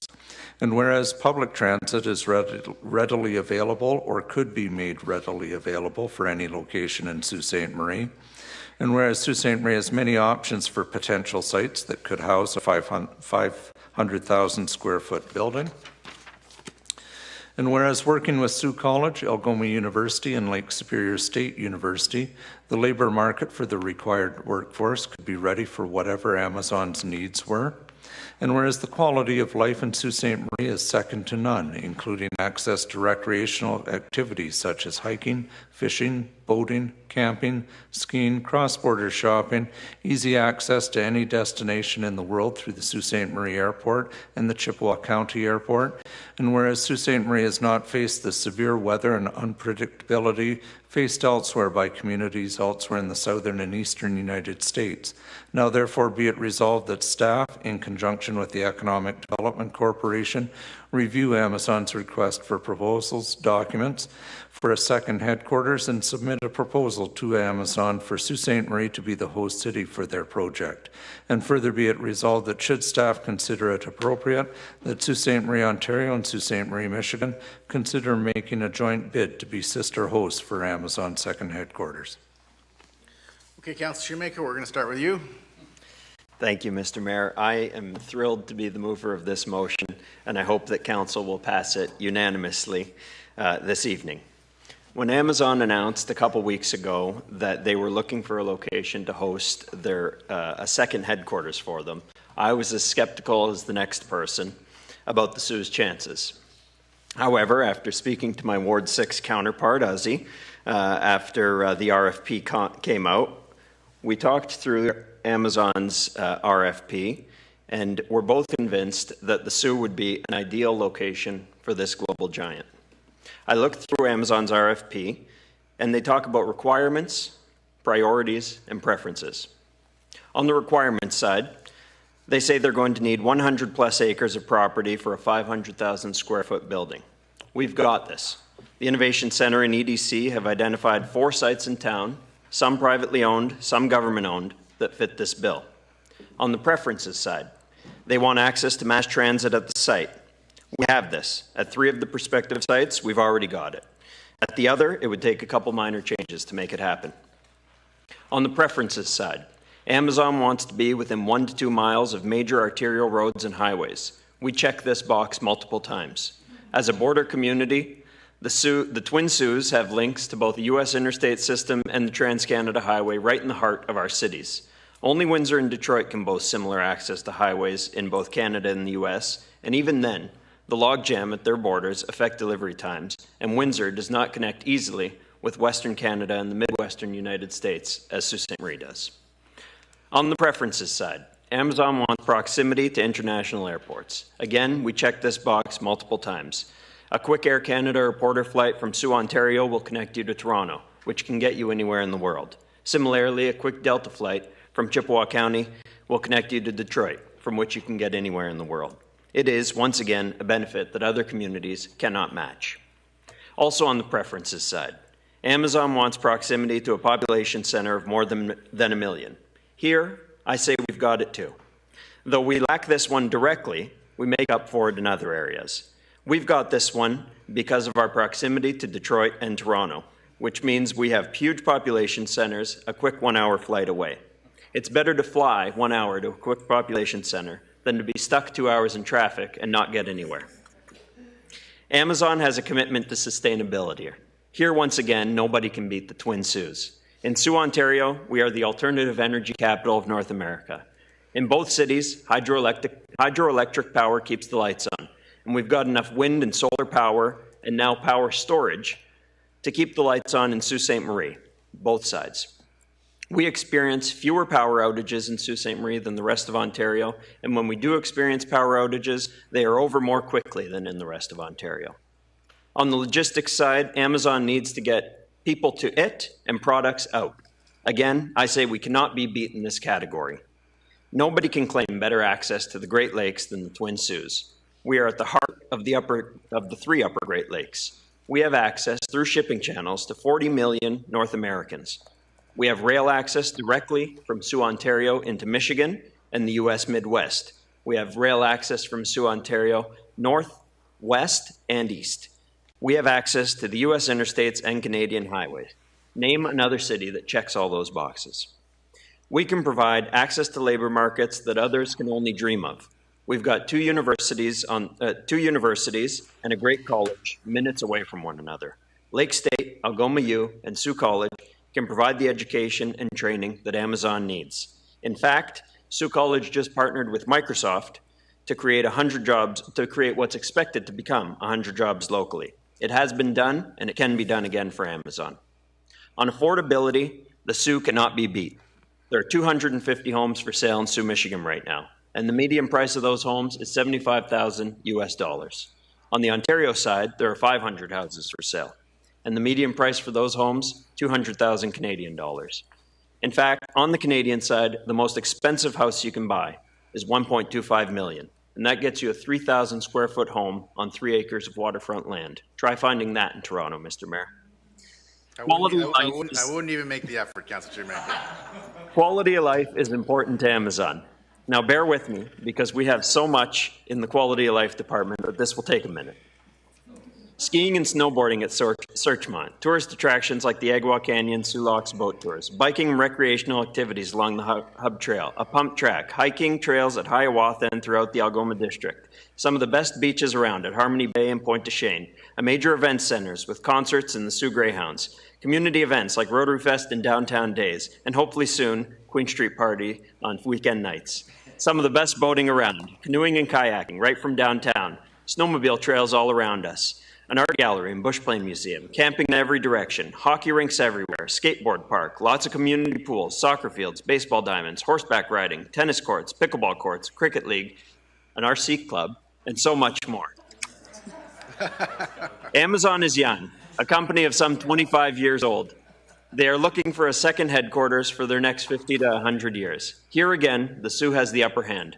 Popular Science put out an article earlier this year that said in the year 2100, Sault Ste. Marie, Michigan will be the safest environment and climate in North America. We will not be faced with the hurricanes of the southern and eastern borders and the drought and the wildfires of the western borders or the tornadoes of the Midwest. We are ideally placed to provide safe and predictable weather for a company and their employees. Though I will say, we get the occasional snowfall. The naysayers will tell us that we aren't the type of city that can sustain a megacorporate headquarters. How do those naysayers explain away the fact that the OLG has been here since 1989 and brings in $2 billion in net revenues every year to the province? I know I've been a few minutes, Mr. Mayor, but all this is to say, don't just read the headlines and think it'll never happen. Read the RFP and think, how can we make it happen? That's what I hope to accomplish with this resolution, and if we don't land Amazon's headquarters, at least we'll have made an honest effort to do so, and in the process, who knows, we may entice other businesses to take a second look at Sault Ste. Marie. As the seconder, Councillor Grandinetti, did you have anything you wanted to add? No comments after that. Okay. Well, I agree. That was a fantastic. I think you've done most of the work there, Councillor Shoemaker. So I want to, before we go around the horseshoe and take comments, I want to just recognize and applaud you for your ambition. I think it's important for a community to have ambition. I see no harm in aiming high, and I think it's a positive thing. I'd ask if, as the mover and seconder of the resolution, you'd consider a friendly amendment, which would see some city councillors assisting staff when doing some of the heavy lifting on this, because it's a short timeline. And to do this right, and I think if we're going to do anything, it has to be done right. You know, you want to make sure that you put the resources into it. Staff, as you're aware, has all kinds of other things they're focused on in our direction. So I think it would be positive if we and this is obviously an important initiative, I think it'd be positive if there are a few councillors, namely yourself, Councillor Shoemaker, and whoever wanted to join you, that were willing to work with staff to help put this thing together. So if you consider that a friendly amendment, we would just add a line to the resolution, just indicating that there would be a subcommittee of council to work with staff. And if you'd like to be part of that, I'd be happy to see that, and any other councillors that wanted to participate. Absolutely. Is that friendly, Councillor Grandinetti? So Councillor Shoemaker will sit on that. Any other councillors that want to participate? Councillor Grandinetti, Myers, and Butland. So we have 4 of you. So we're going to add that to the resolution. With that, I thought you were you put your hand up there, Councillor Butland. That's for speaking. Oh, okay, so wait. So we'll have Myers, Grandinetti, and Shoemaker. That's a rough Okay, crowd. so that No, job well Butland, done. he's going. Job well done, Councillor Shoemaker. We have next on the list, Councillor Myers. Thank you. And it is very appropriate that Councillor Butland and I would very much want to support and encourage this. I asked him what year it was, and he hasn't quite told me yet. But some will remember the ABC bowling bid.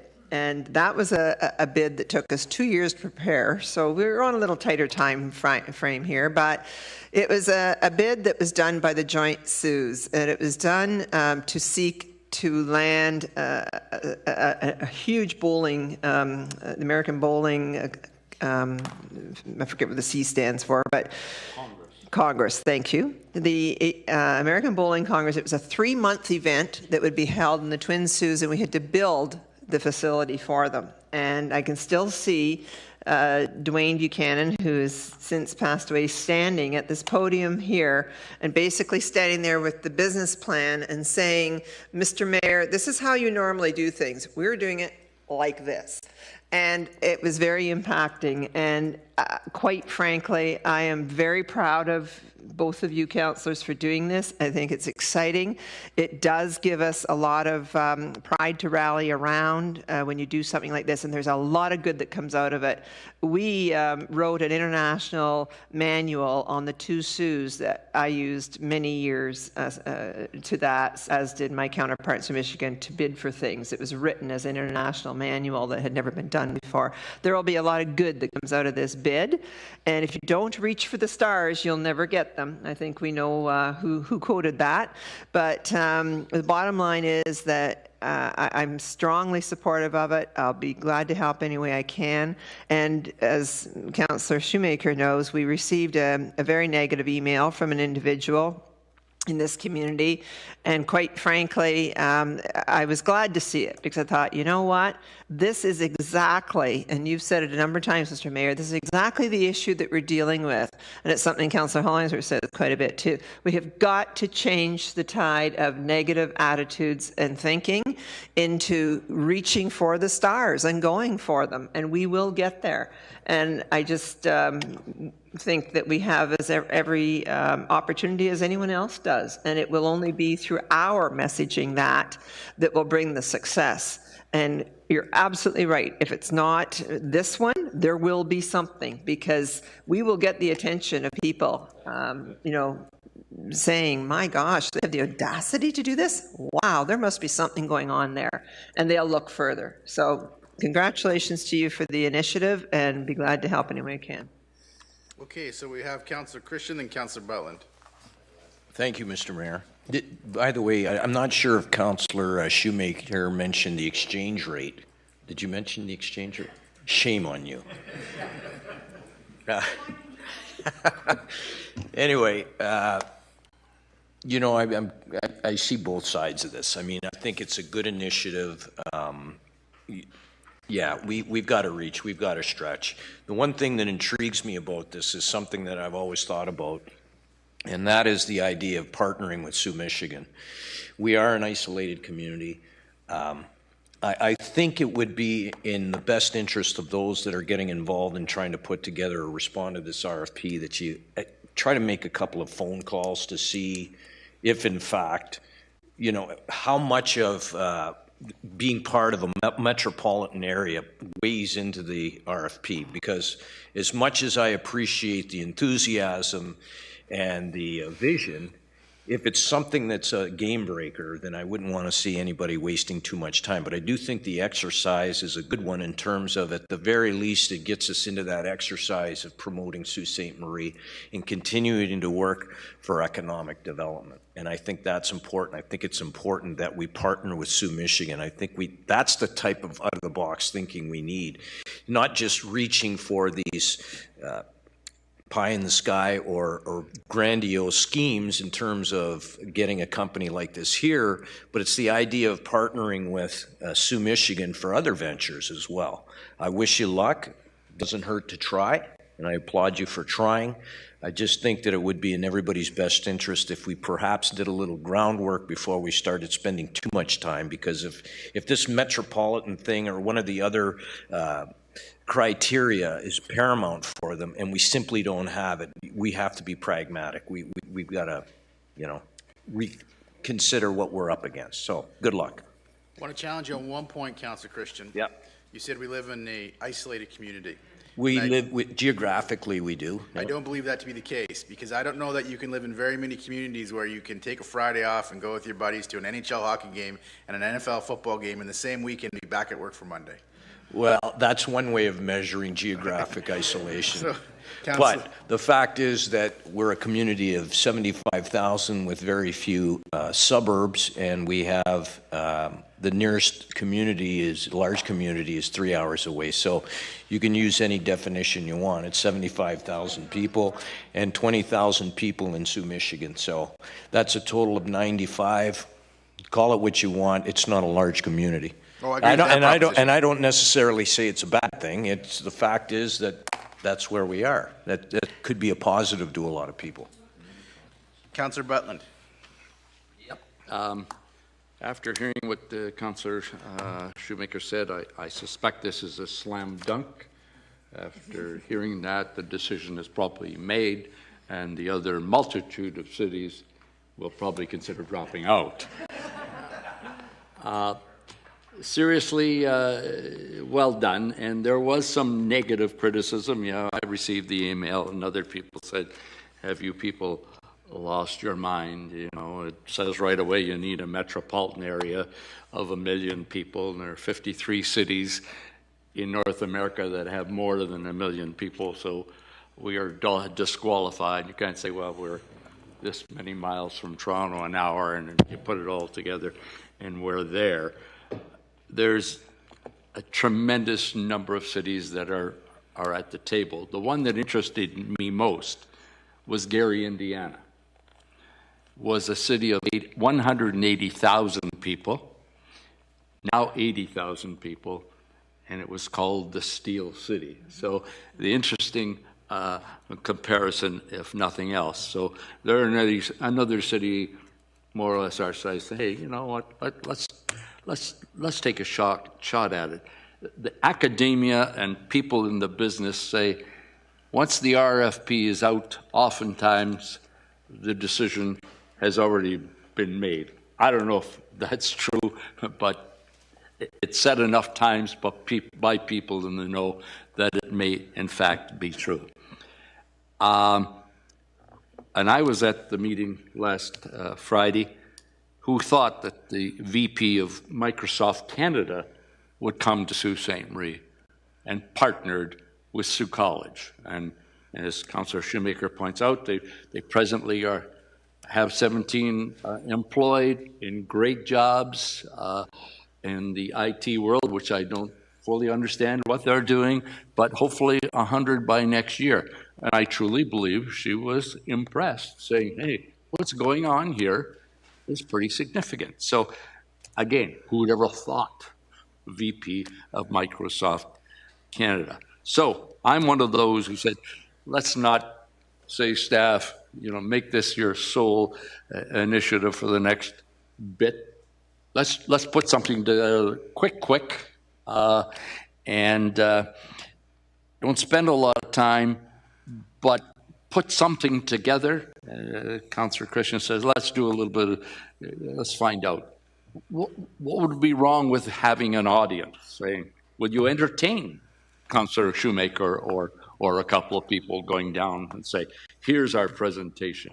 If nothing else, you're going to get, as Councillor Myers has pointed out, you'll get attention. This is the little city that could, or at least wants to, and will probably be the smallest city that is even making application to become that. And if nothing else, it will draw attention. And what not? What if the second headquarters? What if something else? This Microsoft company, in some ways, is, oh my goodness gracious, you know, they're talking about grocery stores and neighborhoods. And that's all fine and dandy, but also there has some negative effects to that. But they're multifaceted, and maybe not the second headquarters, but maybe something else. And I think we can get some very, very positive attention. But I think let's make a call out and say, hey, would you entertain us or you coming down? We'll make our presentation. Good initiative. Thank you very much for introducing it. Okay, so we have Councillor Hoopen. A lot of... What do you say? Let's just stay focused, Councillor. We have Councillor Hoopen.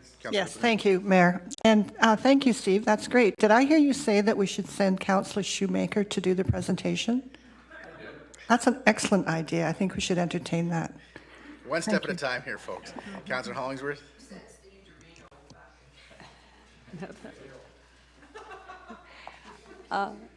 Well done, Councillor Shoemaker. Excellent comments around the table, and including Councillor Christian. Don't forget to, I think you mentioned about the call centers, to emphasize the call centers. I know you're going to get a lot of advice and a lot of thoughts over the next little while you put this together. But I think that we also do forget about really emphasizing the partnership we currently do have with Sault, Michigan. And I really think that we still have failed to promote the idea about the workforce that currently crosses the border between Sault, Michigan and Sault, Canada. I don't think our EDC, Economic Development Corporation, has ever done a study to show exactly how many people easily go across that border every day. Not just hospital staff, but financial staff. There's many banks over there that have vice presidents of the branch that are Canadian. So we also, I think, need to emphasize your GDP. We always look at Sault, Canada, but when we look at the GDP for Sault, Michigan and Sault, Canada, that's quite significant. There's many more other ideas, but again, to Councillor Butlin's point of view, you can cite a lot of those towns in the United States and even in Canada that started small and they just had one business and they grew. You have the FedEx hub down in Tennessee, I believe, Omaha, who is the next Silicon Valley. So, and of course, the Mayo Clinic has done extremely well out in Minnesota. But Marquette, we can't forget about Marquette, Michigan as well. And the last piece I'd like you to think about, if you don't mind, is outside of Sault Ste. Marie, we have a lot of successful Suites, as Councillor Christian has brought to our attention. Is there a possibility to reach out to some Suites that may have an insight into Amazon or may have a network that could help us as well with your proposal? And last, but also includes the testimonials of our successful businesses that already send out large products, ship large products across Canada and if not across the world successfully and are still here in Sault Ste. Marie. Okay, so are we going to vote on this? All in favor? Carried unanimously. Under Agenda Item 8.3, Surplus Municipal Property, a motion by Councillors Grandinetti and Butland. Whereas the City of Sault Ste. Marie maintains a stock of property, some of which is, on occasion, declared surplus and made available for sale to the public. And whereas land which is owned by the City of Sault Ste. Marie does not generate annual property tax revenue, but land which is owned privately does generate property tax revenue. And whereas it is in the best interest of the city to dispose of whatever land it does not require to maximize tax revenue, now therefore be it resolved that the City Legal Department review and inventory all city-owned property, whether vacant or otherwise, and determine which properties can be declared surplus and listed for sale, and to bring back a proposal to City Council on declaring such land surplus and listing it for sale to the public. Okay, so this is pretty straightforward. Councillor Grandinetti, you're the mover of it. Did you want to speak to it, or? I just would like to say that I'm sure everyone at the table here knows of some vacant land that the city owns. I know of about 5 in the West End that could be sold and generate some good tax revenue. If I may, I submitted an aerial photo today. If we could put it on the screen, or did you not? It's on everybody's. It's on. Okay, I submitted an aerial photo of everybody has. Okay, of Holy Family School. On Newcastle, there's 4, I would say about 5 vacant lots that could possibly be sold and turned into single-family dwellings. We could possibly generate $25,000 to $30,000 a year in taxes just from that area, and we could still have a pathway going to the Westwood Park in behind Holy Family School. I rode by there today with my bicycle, and I noticed there's curb cuts there. From years ago when they reconstructed the road, they must have possibly been thinking of having those severed into municipal lots at that time. So. Yeah, I really thought your aerial photo was interesting, Councillor Grandinetti, and you kind of show where the lots could be in. That's yeah, I just I'm always in a neighborhood. We grew up in the area, and that's the first thing that come to mind was that itself. And then I'm sure there are some other schools with parks that have a similar situation like this. Okay. Thank you. Thank you. Councillor Butland. Yes. 20 years ago, last meeting, I brought this up. We went through the exercise and called Laurie Bottas, who was very involved at that time, and he said we were eminently successful in inventory. I created a word last time, inventorized, I think, a whole host, all of the properties, and I threw out $23 million. Well, that was including all of the vacant and not vacant buildings, and everything that we possibly owned came out to $23 million. So it was done at that time, and now we're much more advanced. And at that time, property said, no, this is a momentous task, and we don't want to do it, we can't do it. It was eventually done.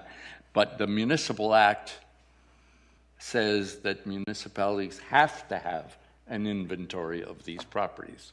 So Jeff and legal helped me out and came up with a listing of 619 properties. Whether they're all saleable or not, but that's how finite a number of properties we have. So it's not going to take all that long to determine whether there's 15 or 40 or 300 saleable. So I look forward to an early resolve to this resolution. Thanks, Mr. Mayor. Okay, any other comments? Seeing none, all in favor? Carried. Under Agenda Item 8.4, Local Improvement Charges for Roads, a motion by Councillors Grandinetti and Shoemaker. Whereas the Local Improvement Charges regulations under the Municipal Act allow municipalities to charge residents abutting a street that is being improved a certain portion of the repair costs, and whereas the City of Sault Ste. Marie does charge local improvements in residents to residents in many road reconstruction projects, and whereas it is not the city's standard practice to charge local improvement charges in all road reconstruction projects or in upgrades of roads in between classes of surface treatment. Now therefore be it resolved that staff bring forward to Council a comprehensive local improvement charges policy that will see local improvements charged in all or most of the road reconstruction projects or in projects that upgrade roads to a higher class of surface. So, Councillor Grandinetti, you're the mover on this. You're going to defer to Councillor Shoemaker. Councillor Shoemaker, you want to speak to it? Thank you, Mr. Mayor.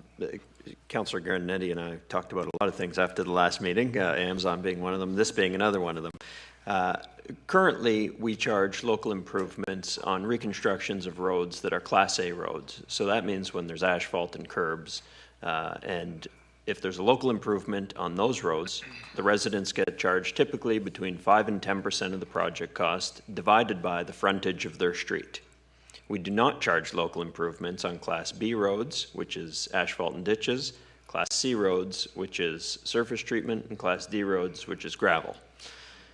It is a boon, it is a boon to people with Class B, C, and D roads not have to pay for local improvements when their roads get reconstructed. It is a detriment, I guess you could call it, for people with Class A roads to have to pay those local improvements when their roads are reconstructed. So what we're looking for from staff is a report that determines if this process should be equalized across the city or if it should stay basically as it is. But I think our request of them is to bring us a system, or perhaps recommend against it, that sees local improvements charged to particular roads when they're being reconstructed, regardless of the class of the road. Very good. Anybody else on that matter? Seeing none, all in favor? Carried. Under agenda item 8.5, leaf and yard waste. Motion by Councillors Butland and Myers.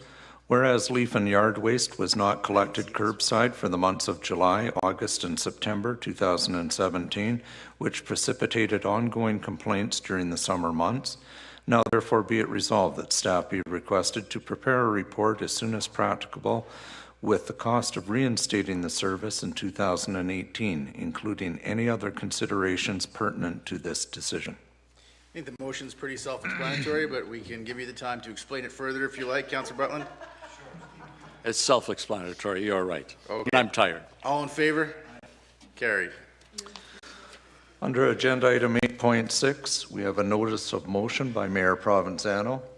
Whereas Infrastructure Canada is developing and will be running a Smart Cities Challenge, and whereas the Smart Cities Challenge will be soliciting submissions from cities and First Nation communities of all sizes across the country, and whereas there is a substantial funding opportunity for a city or First Nation if its submission wins the Smart Cities Challenge, and whereas the Mayor and staff have met with a representative of the Smart Cities Challenge and expect the competition to begin by the end of the year, and whereas the City of Sault Ste. Marie has begun to prepare to participate in the Smart Cities Challenge and wants to ensure it submits the best bid possible.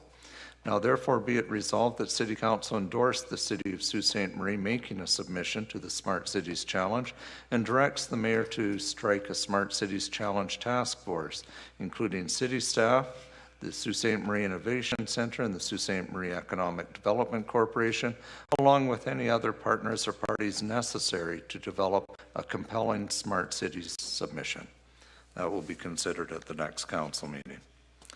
Under agenda item 11, bylaws. We have two bylaws that need to be dealt with separately. The first one is bylaw 2017-181, agreement ADSB bulk purchase of ice and field time. A motion by Councillors Hupenin and Nero resolved that bylaw 2017-181 being a bylaw to authorize the execution of an agreement between the city and the Algoma District School Board for the bulk purchase of ice time and field time be passed in open council this 25th day of September 2017. All in favor? Carried.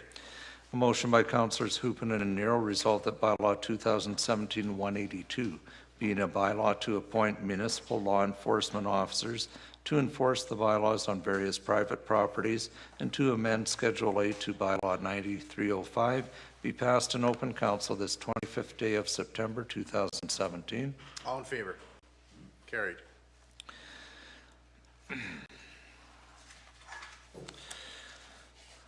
Motion by Councillors Hupenin and Nero resolved that all bylaws under item 11 of the agenda under date 2017-09-25 be approved, save and except 2017-181 and 182. All in favor? Carried. Motion by Councillors Shoemaker and Turco resolved that this council proceed into closed session to discuss a proposed disposition of property Further be it resolved that should said closed session be adjourned, that council may reconvene in closed session to continue to discuss the same matter without the need for a further authorizing resolution. All in favor? Carried. And a motion by Councillors Hupinen and Turco resolved that this council shall now adjourn. All in favor? Carried.